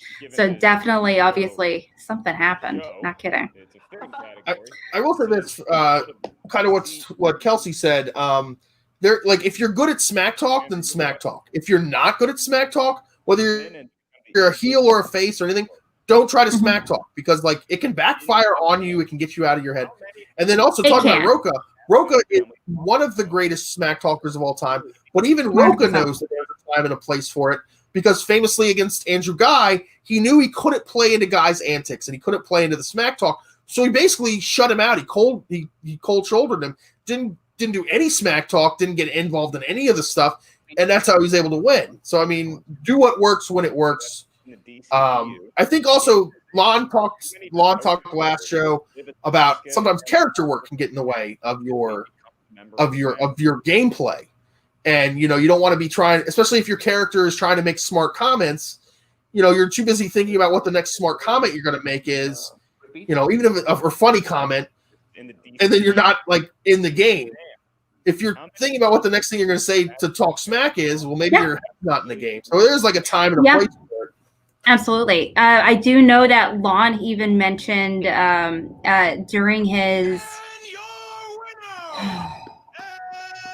I remember when Lon was talking about when he was still the professor, he even mentioned that he was focusing so much on the character that and having the comebacks and everything ready to go, that he kind of lost track of the knowledge and everything. He wasn't able to refocus because he was too focused on the character rather than getting the knowledge down. And that's what really caused him to not succeed as much as he could have or should have. And now he's doing amazing. Now, I'm not gonna lie, when I saw this reaction, we can talk night and day. With this moment between Chandru and Winston, I'm not gonna lie, I got a little teary-eyed. I was like, at the end of the day, I just keep thinking, like, regardless of whether or not this guy's taking it too far or whatever, at the end of the day, just knowing they worked so hard for so long, they studied for hours and hours on end in preparation for this 1 hour match kind of situation. It's really it's just so heartwarming to see, and I can't imagine that kind of relief, after succeeding as much as he did, for sure. Oh, open out that champagne, Winston. I forgot that you whipped out the champagne. Q&A at the That's some confidence right there to have the champagne ready. Do you not remember Shannon Barney? She had champagne ready to go for Bonnie. I mean, come on, Shannon has like champagne ready to go for like Tuesday. So that's fair. I want that shit. That's entirely relatable. 100%. I feel like Winston had to go out and buy champagne for this moment. I feel like Shannon just has champagne in the fridge, ready to go at all times. I mean, come on, if you're Mike Kalinowski, that beautiful human being, you got your champagne. It's champagne all the time. How much it meant to him. Winston, I've been told, is such a hands-on manager as well. And so this man is the heart and blood of swag. I said it when I was on that stage. We did get a Streamlab not too long ago from Mr. Canada Rocks. Thank you so much for your donation, my dude. Part of the storyline that is the exchange is close. I'm not talking, not talking smack that fits the storyline. Okay, part of the storyline is that the exchange is close. So talking smack fits the storyline. Also, Mike and Chance are supposed to be next to each other, and they are 100% heels. I'm with Alex. Oh, thank you so much. Yeah, it's this goes back to like the storyline, and that's the exchange is close. That's fine, but the story. This is again has to do with like trying to be a character versus trying to answer trivia questions. Also, it's trying to follow a storyline, but I'm trying to win a match, and talking smack helps me win a match. I should still talk smack, even if it's Dan Murrell. And also, if you're playing Dan Murrell, one of the few times that he hasn't done well is when someone talks so much shit to him that it like clogged his ears, and maybe he couldn't hear the questions, and that's why he got TKO'd. Like, it wasn't just like the words; it was his body language. He like put his feet on the desk, like literally whipped his feet on the desk, and it was just like. Like you can see the look on his face, like it startled him. At the time, it was crazy. And he also had no idea what he was getting into. No idea. Apparently, Ellis said, "Yeah, my grandma can beat Andrew, so you have nothing to worry about." So it's kind of Dan Murrell famously has said that, like the fact, and this kind of like goes back to the whole like everyone was pumping up Chandru. Everyone kept telling Dan Murrell that there was no way he could lose. And in Dan Murrell's mind, he's like, well, I know ways I can lose. Like, if I don't know any of these questions, I'm going to lose. Like, now the odds of me not knowing any of these questions is low, but he's had bad matches before. It's not like Dan Murrell was like running a perfect round every match heading into that match. He had a terrible match against Christian. Like, so if he got those questions again, just about anybody could beat him, Yeah, not kidding. It's it's when it comes to Schmodown or any sport in general, it's just as much psychological as much as it is knowledge based. So being able to refocus, recenter, not only when it comes to with being able to not be distracted when someone's telling you smack talk, when you are so far below or above in points where it doesn't go to your head, and you're able to kind of keep on track and be like, no, I'm not going to let this get to me. I'm going to keep on and keep on. So, that's the way it goes. And yeah, a lot of love from the chat real quickly. A lot of drips, I got to say, what's up, Ryan, my boy? Love Ryan. Yeah, so I got to say, oh, hey, Patrick Harden, just saying, my dude, we appreciate you. Thank you so much. Yeah, we love you, dude. Thank you so much for coming in. I loved your comment on Facebook, by the way. Thank you so much. Yeah, there's also a little bit of negativity in the chat as well towards not only Chandru, but towards his faction with being part of swag. So now that Chandru is being labeled a heel, like a villainous heel for sure, what do you think that's going to do for the faction as a whole as far as storyline goes, Kelsey? I think the faction itself isn't about faces, about or heels. Like what Winston said at Spectacular, it's about attitude, it's about the swag, it's about things like that. Yes. You can have that being a face or a heel. So I think as long as you have that swag, that swagger, that drip mentality, either works really.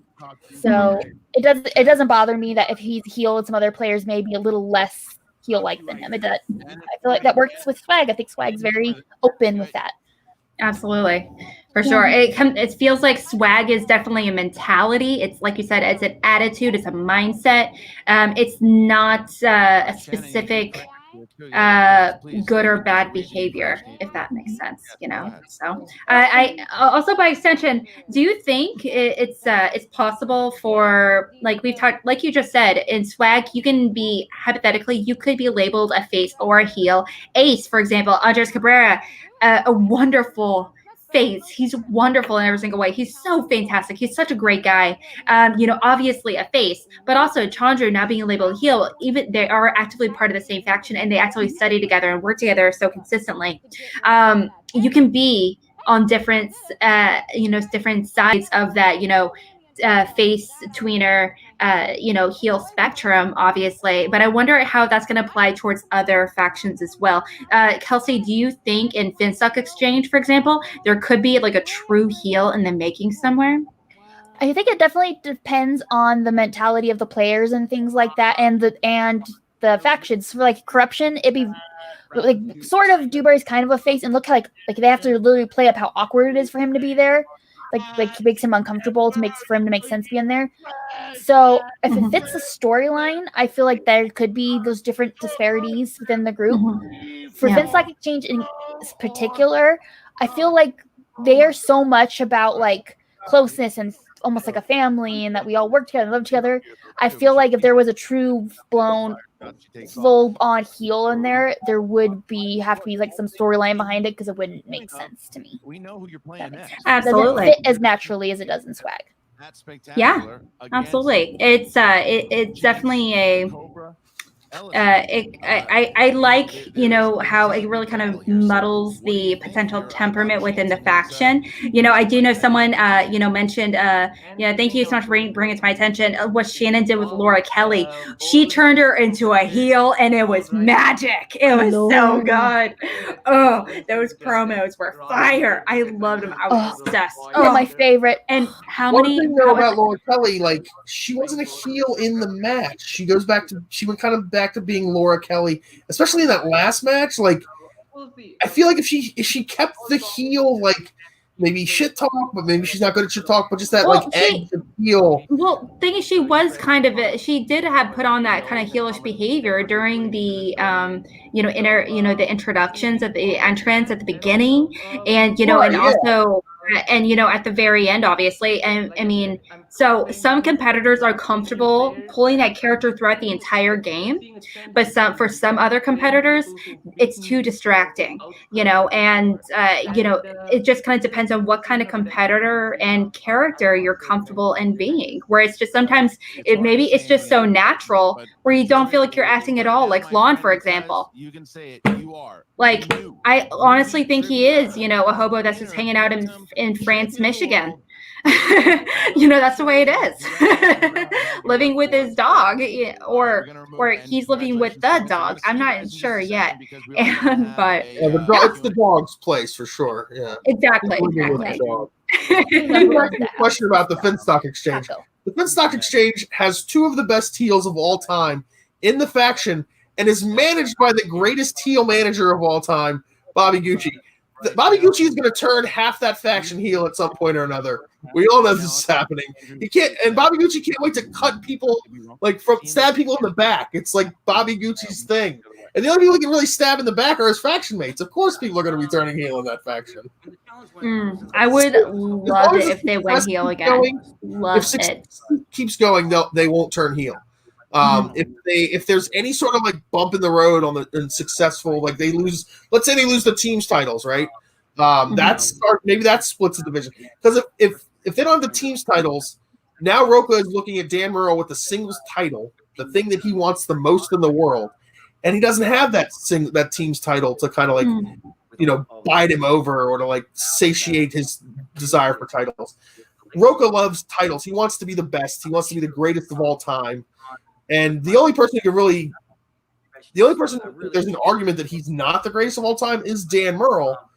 So, actually in the movie she says I think Roca has one more really good heel run, and I mean, it's a Schmoedown. He could have 10 more heel runs in him, but he has another great heel run in him.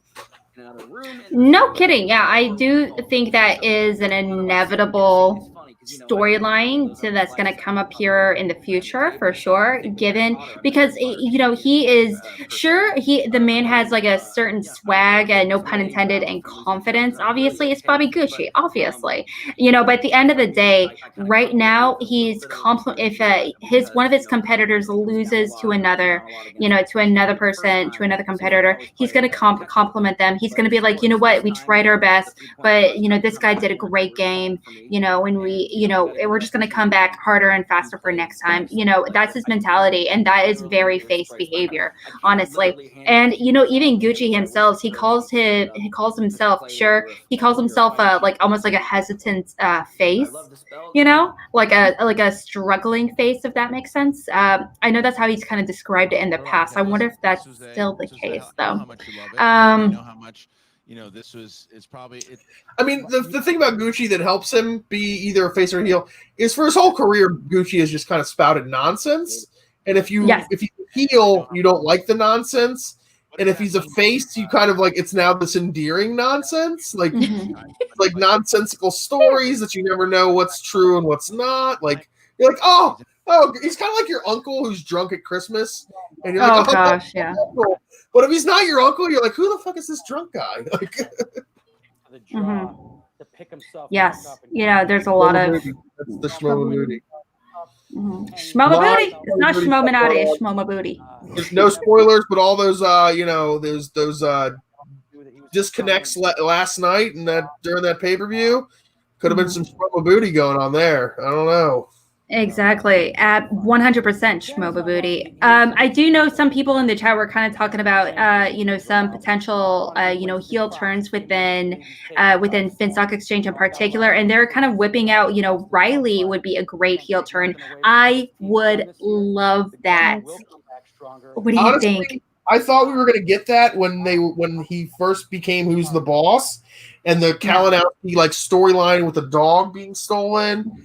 And him getting more aggressive and also less of the PG Superman Riley and more of the go F yourself Mike Kalinowski kind of adult Riley, I guess you could say, that. And I was so looking forward to it.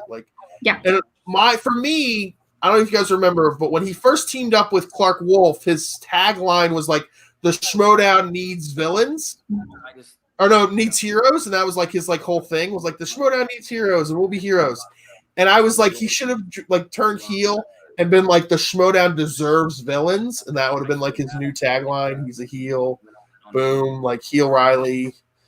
We've seen him angry looking for a corkscrew in Houston, and that was a very heelish Riley. So he could do. I never really identified it as heelish. I just saw the man as having attitude, and I don't associate attitude with heel. More with maybe it depends on the attitude as well. Having a certain amount of confidence does not having confidence in general and having an attitude about it doesn't mean you're a heel. You got to be aggressive about it. You got to be a complete weenie about it. I think Kelsey, do you agree or not? When it comes down to a heel, sometimes it can be hard to define, but it when you see it. You know what I mean? I feel like that's exactly what I describe a heel. There are people who have had kind of attitudes and just don't feel like they're genuine heels. And there's some people who, even though they're trying to be faces, they feel like a heel to you. It's just, there's just something about them. It's very hard to describe, but once you got it, you've got it.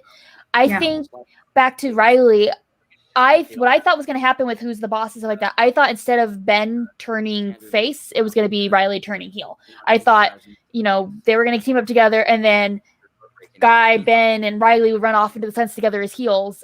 So that's not where it went, but that's what I thought, because I feel like Riley would be a fantastic heel. Because I feel like even though I adore Riley and he is a sweetheart and so believable as a heel, I feel like he could pull off, as a face, I feel like he could pull off being a heel really well. I feel like he's got it in him to be able to do it really well. And I would love to do that someday.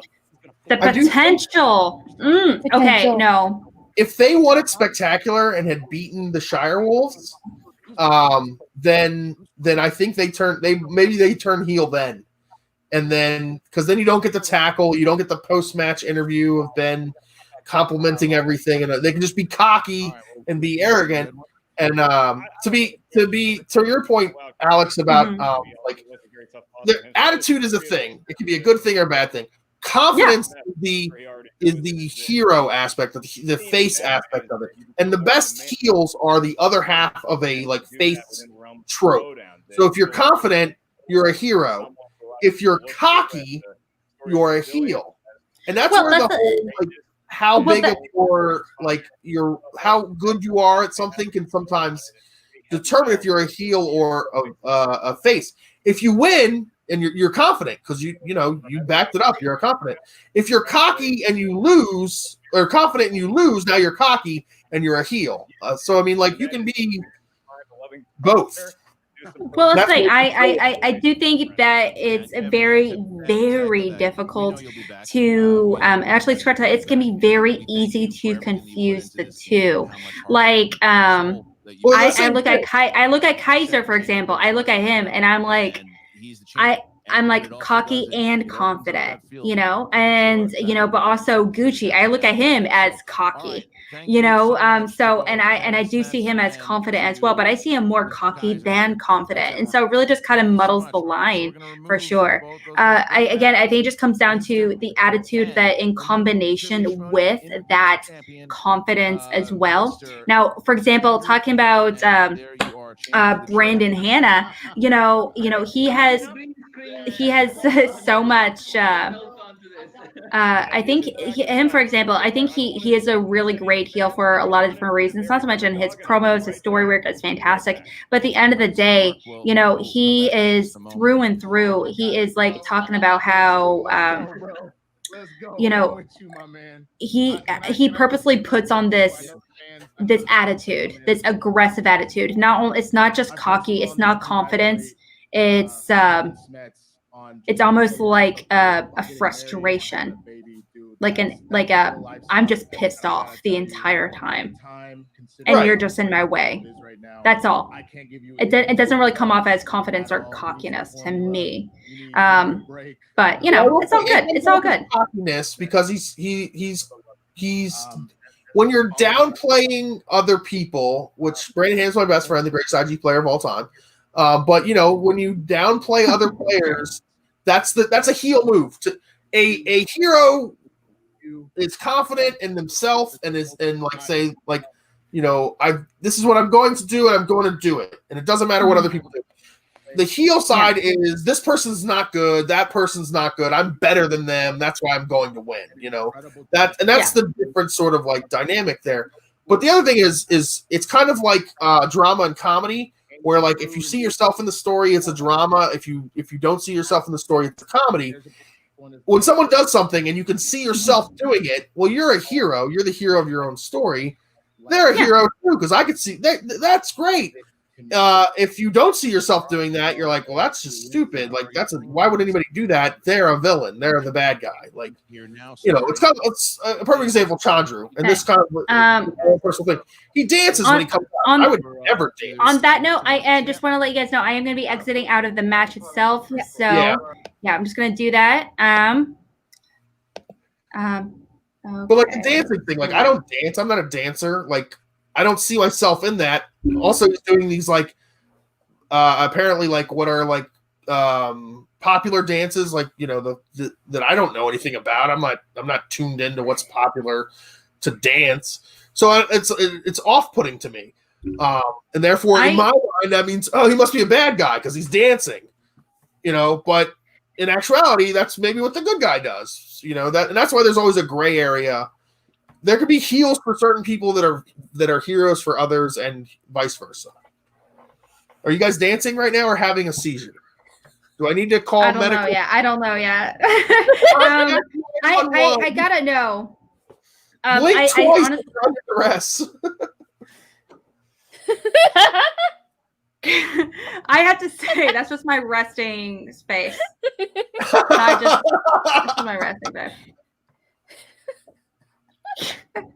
I have to say though, I do think that as a result from Chandru's transition into heel, we're getting the definition of heel is definitely changing as well. I actually had a conversation with someone and they were like, Video Drew's not a heel. And I was like, what the F are you on?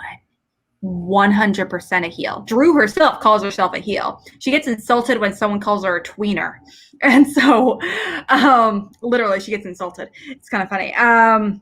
So it's kind of a weird definition, and how not only the different storylines, but I think it also comes down to what characters do we kind of see ourselves in them as well. If you kind of see traits in Video Drew, for example, or Chandru, or heck, Bobby Gucci, you're going to identify with them. And chances are, maybe you're cool with being labeled as a, heel. Awesome. But sometimes, or maybe you see someone like someone like Ben Bateman, for example, who is technically a face, but at the same time, you see him and you're like, low key, actually a flippin' heel. Okay. He has a very punchable face. So, I mean, come on. Absolutely. Incredibly punchable face. I don't know why it's still on screen anymore. It's bonkers. The greatest organization of all time, the Action Army. Don't care. Heel. Yeah. Yeah, but it's so subjective now. And I do love that we're not only getting so many new types of heels and new types of faces as well. So it's the definition is definitely going to change. Is that your mugshot, girl? I got this mug at the dollar store today. I was so excited. What? Well, yeah, show us your mugshot face. And turn to the left. Left. Yeah, that's definitely a mugshot face. Mm-hmm. This is the thing about faces we always have to remember, though. In like wrestling, tears, which is where the faces and heels thing comes from, the way you become a heel is to break the rules. That's the definition of a heel in wrestling. It has nothing to do with character or it does, but the definition of a heel is someone who breaks the rules. You can't break the rules in the Schmodown. You can't. If that's the case, how would you break the rules in Schmodown? Other than obviously cheating or something. You tackle someone. You break a table. It's the rules. Okay, sure. Okay, yeah. Hit someone with a chair. Okay, so physical stuff, I get that. In that case, Ben Bateman also, again, a heel, because he literally hit Andrew Guy over with the chair. Yeah. And he broke his table. Yeah, it goes back and forth, but in order to be a heel, you had to engage in physical acts? No, but that's the problem with the Schmodown, is that you have to portray a heel. And you're trying to tell a heel story, but not everyone is going to react to the story the same. So you can do all the things you can possibly do in the Schmodown within the confines of this thing. So you can't hit people, you can't break the rules. So you have to portray a heel character. And there's no guarantee that everyone's going to see you as a heel. I mean, Alex, you said it yourself. You say you don't even know what a heel is.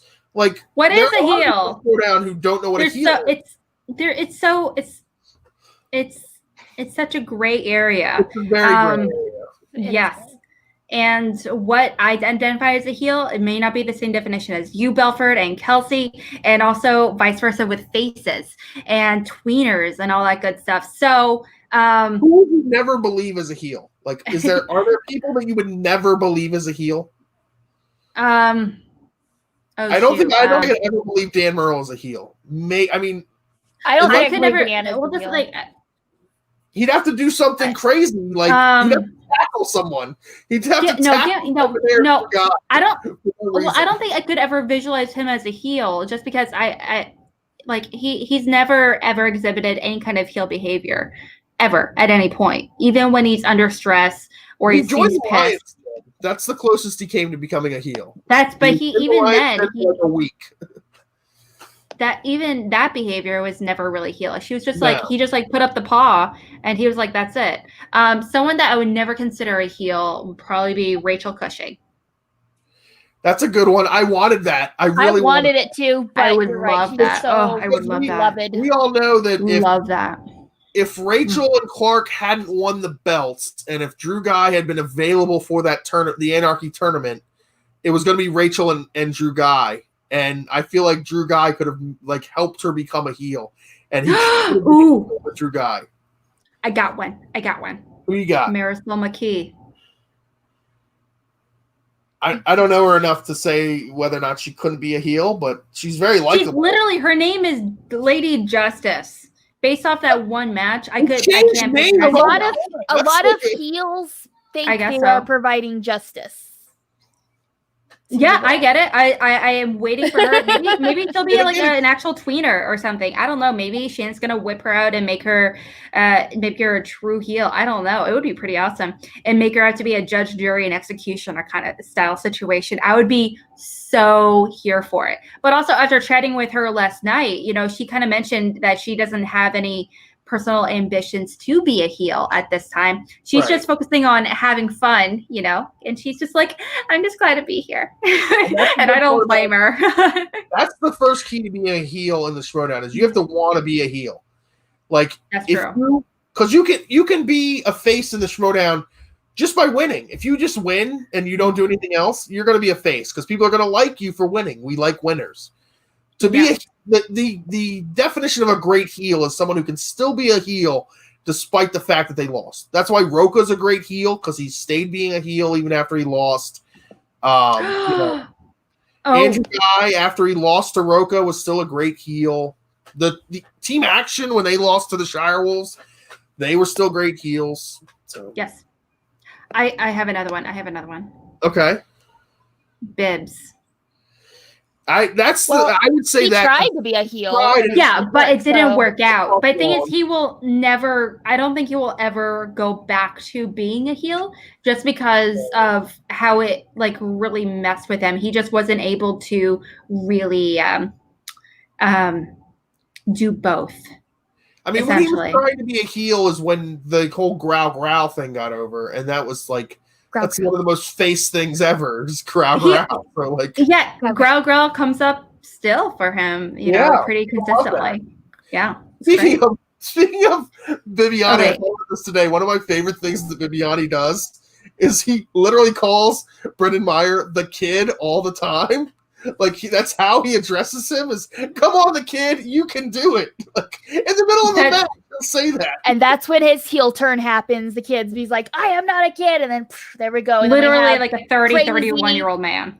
Crazy, hyper excited, sweet serial killer version of Brendan Meyer. I'm calling that heel turn someday, and it's gonna be glorious. That would be the best. It would be so good. That's a great example, Danny. By the way, so good. Though. We did see a little bit of that, potential heel turn with putting on that beanie and putting out Risky Business instead of Wizard of Oz.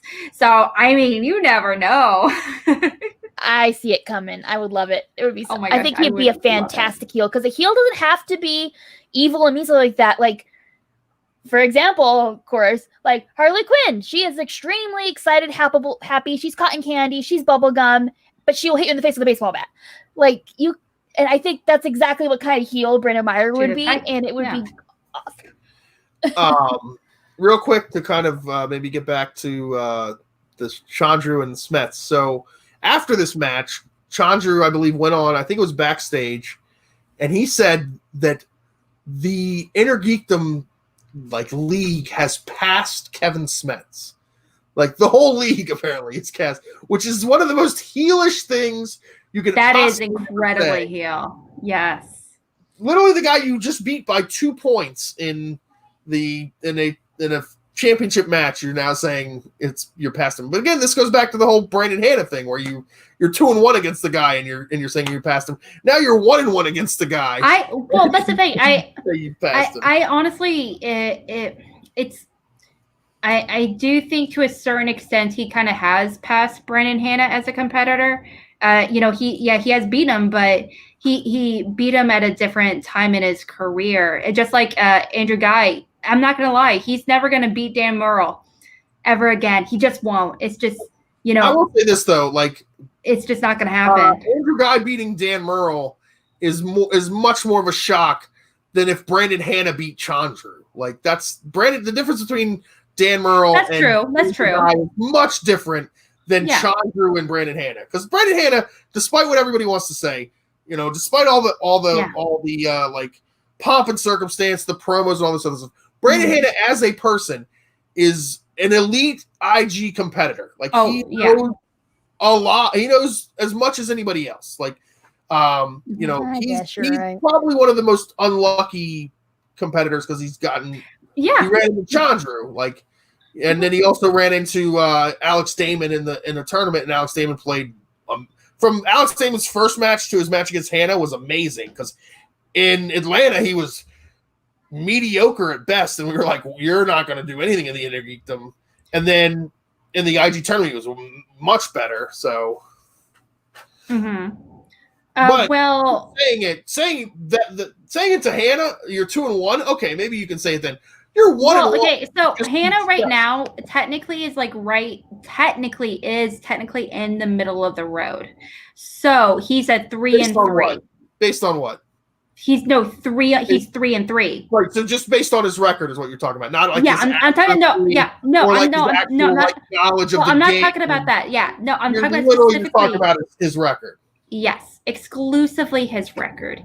Now, because of that, now we're not talking about accuracy because he has a crazy high accuracy rate. It's fantastic. He has one of the highest in the league, which really makes that record that much more unfortunate, honestly.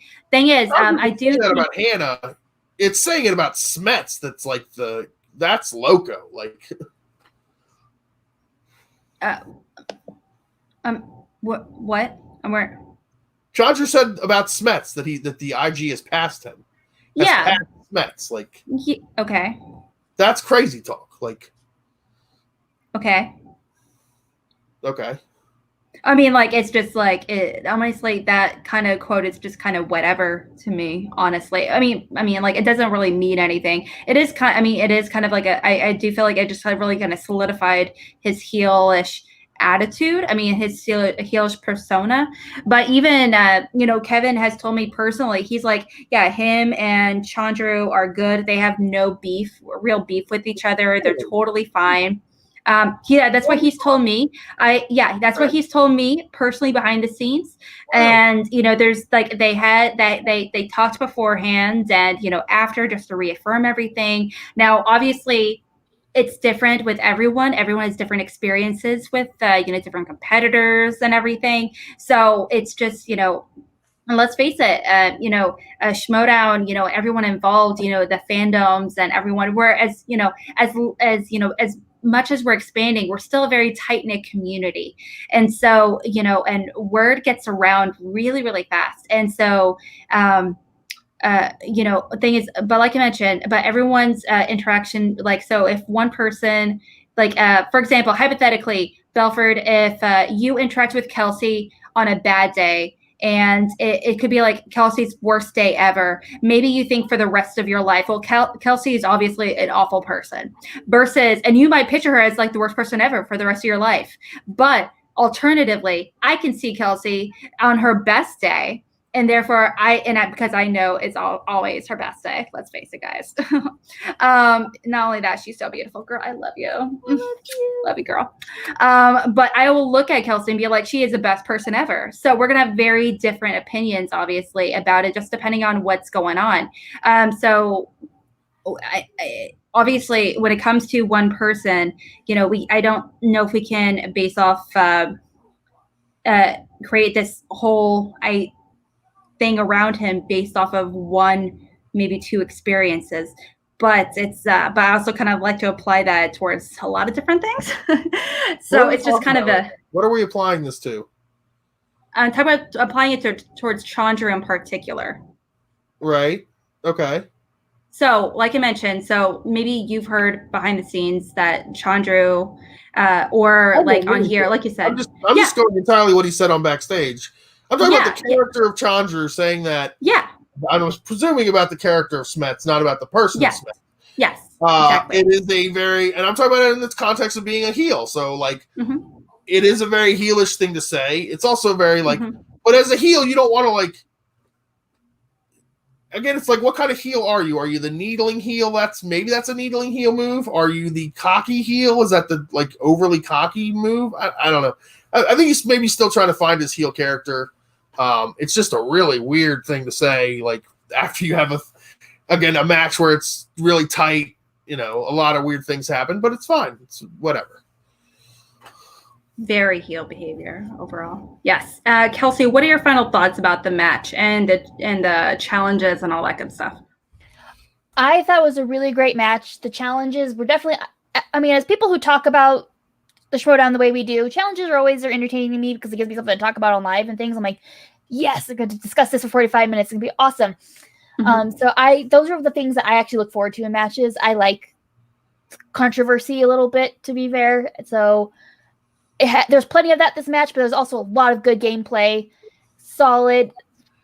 It, like I said, didn't go the way I thought it was going to, but I'm super happy for Chandru and excited to see where he goes from here. Which, real quick before it disappears, I want to put up a super chat. Do we think Chance will beat Chandru? Oh, yeah, absolutely. Thank you so much for bringing that up. We haven't really talked about that all that much. So obviously Chance is the winner of the IG tournament. Oh my gosh, and what a great, great race he has. He, beat so many really awesome competitors. He beat, Robert Parker, his faction mate and teammate as well, Mike Kalinowski, and no one expected him, as far as I know, personally, expected him to go as far as he did and actually win the tournament. So it's amazing. So what do you guys think about this potential match? Belford, what do you think? It's the IG and it's top level IG. So it's like a stare down, and like whoever blinks first could lose the match. So we've seen Chandru go perfect in matches before. Chance's run in the IG tournament was spectacular. And he's won big matches now, and also, I almost never want to bet against Chance. He's one of those players that's just like, I expect him to win. Like, I expect him to get every question right. When he misses a question, even in the IG, I'm kind of surprised. So it's really hard to pick. It's a pick 'em. It's a 50-50 shot. This is one of those that could go to sudden death. Defending titles is hard. We've seen this, especially in the Schmodown. It's not. You usually don't defend titles in the Schmodown for whatever reason. Normally, it's because the next person up is really good, and you got to be really good to beat them too. I want Chance to win because it goes to my whole narrative of corruption having the most dramatic rise in the Schmodown, so that I can always hold that over William Viviani. Our Schmobait. But Chandru is really tough. He's shown he's a really knowledgeable competitor. Outside of, regardless of heel, face, character, whatever, like him, don't like him, Chandru knows as much as anybody in the IG. So it's going to be rough. Yeah, it's going to be a really tight match. Obviously, it's going to be fantastic. I love any kind of championship match, any division for sure. What about you, Kelsey? What if you had to put money on it? What would you go in? Just from knowing Chance and hanging out with him and seeing the amount of studying he does, just when we're socially hanging out, not even counting when he's like doing his thing, studying at home and stuff, he is. I have a hard time saying Chance is going to lose anything. Personally, I actually have him winning the singles tournament in my bracket. So I feel like it's going to be a tight match, but I have Chance winning it. I just feel like he is an unstoppable force, and corruption is on an upward trajectory right now. So they're doing nothing but confidence, and they're ready to go. So I have Chance. Are they winning. First right now? I'm sorry? Is corruption first? No, corruption is in second, technically, because second or third. Yes. Swag, Finstock, corruption right now. Oh, okay. No, after last night's match. Well, no spoilers. Yeah, we're not talking about last night. So they're in third then, I think, right? After Chandru won, they went to third because Swag went to first, Finstock second, and Corruption's third. That's what it is at the end of this match. I would have to say, based off of Chance is amazing. He's done so much in such a short amount of time. It's so impressive. However, I'm going to honestly say Chandru personally. And I agree. Every time every time I see Chance, he's constantly studying. He has the note cards ready to go. He's doing the quizzes. It's so amazing to see. The thing is, he's also studying for singles as well. There's a lot going on, obviously. I don't think he's going to get distracted or anything, obviously. But there's only so much knowledge a man can have, and the man's only human, obviously. And that's a lot. That's a lot to do for one competitor playing at that level for three divisions. That's nuts. Also, I have not seen, but Chandru, I feel like he's gone like perfect first rounds and almost perfect second rounds very consistently from his last several matches, from what I remember. Well, he missed a question yesterday, didn't he? Or not yesterday, but in the match with Smets, I thought he missed a. Maybe the third. He missed he got a perfect first round and second round, and he got a steal. And he got several steals. So, and I haven't really seen that from Chance, from what I remember. I could be wrong, but from what I remember from since his debuts, from that one match last season and through the tournament, I have not seen that kind of. I don't remember him getting a perfect record. I remember him being close, but not getting a perfect record. So I'm going to base it off of that personally. But again, like you guys said, it really can go either way. They're both such amazing competitors. I will say also for Chance, every big match that he's been in, he's performed amazing. Like he's performed amazing. And even in like the founding, when Corruption lost the Founding Fathers to lose the titles, like Chance was still amazing in that match. Yes. He did. So it's going to be a knockdown. If Chance wins the match against Chandru, last year they tried to get the Mikey 3 belts thing going. Chance is a much better chance of getting Chance. Fancy 3 belts. Much better probability. Fancy 3 belts. I'm so here for it. I just want to see anybody with 3 belts. I'll take anybody with 3 belts. Oh my gosh. Who is going to be the first person? That's what I want to know.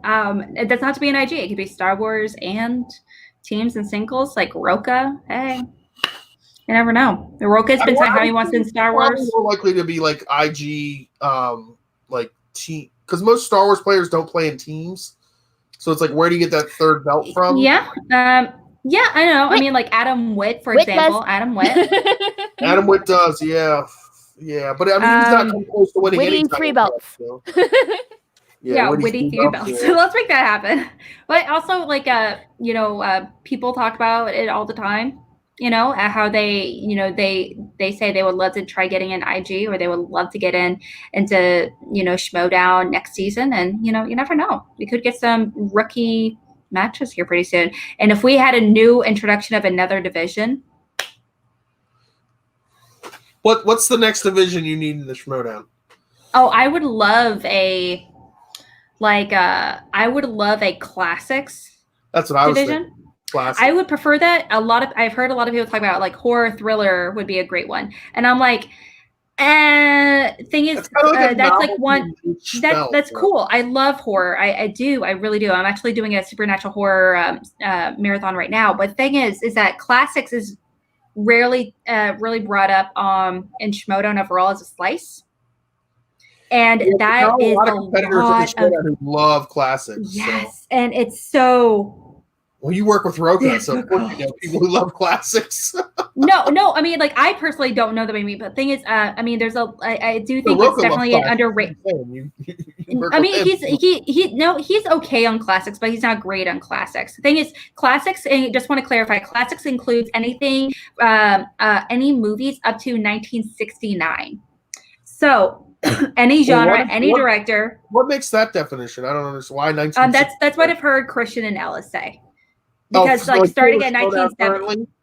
Okay, that makes sense. Yeah, that's what they said. So that could include like The Graduate with Dustin Hoffman. That could include, Gene Kelly movies like up until that point. That includes any genre, any director, or anything. Like I said, there's just so many movies that aren't really talked about, because a lot of Schmoedown competitors are, you know, under the age of 40 and they're just not as likely to go back to watch some of these older movies. I mean, statistically, you know, and so I'm not saying they don't I'd say do more it. likely, they're less likely to have seen those movies. Yeah.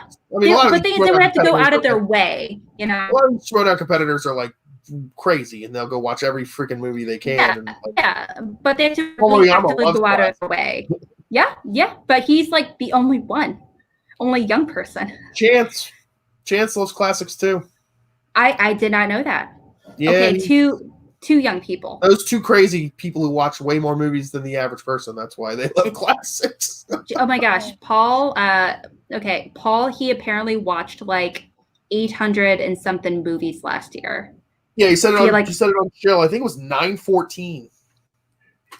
That is nuts. Nuts. Like, how is that 3 movies possible? a day almost? Like, you're literally watching more than 2 movies a day. Like, and you're watching them like every day. day. This wasn't for the Schmoedown. Like, this was like just because he likes to watch movies. Like, Kelsey, is there any movie in particular you feel like you could watch 914 times in a year? One movie? One movie. I mean, I think I've seen Birds of Prey like 30 times since it came out.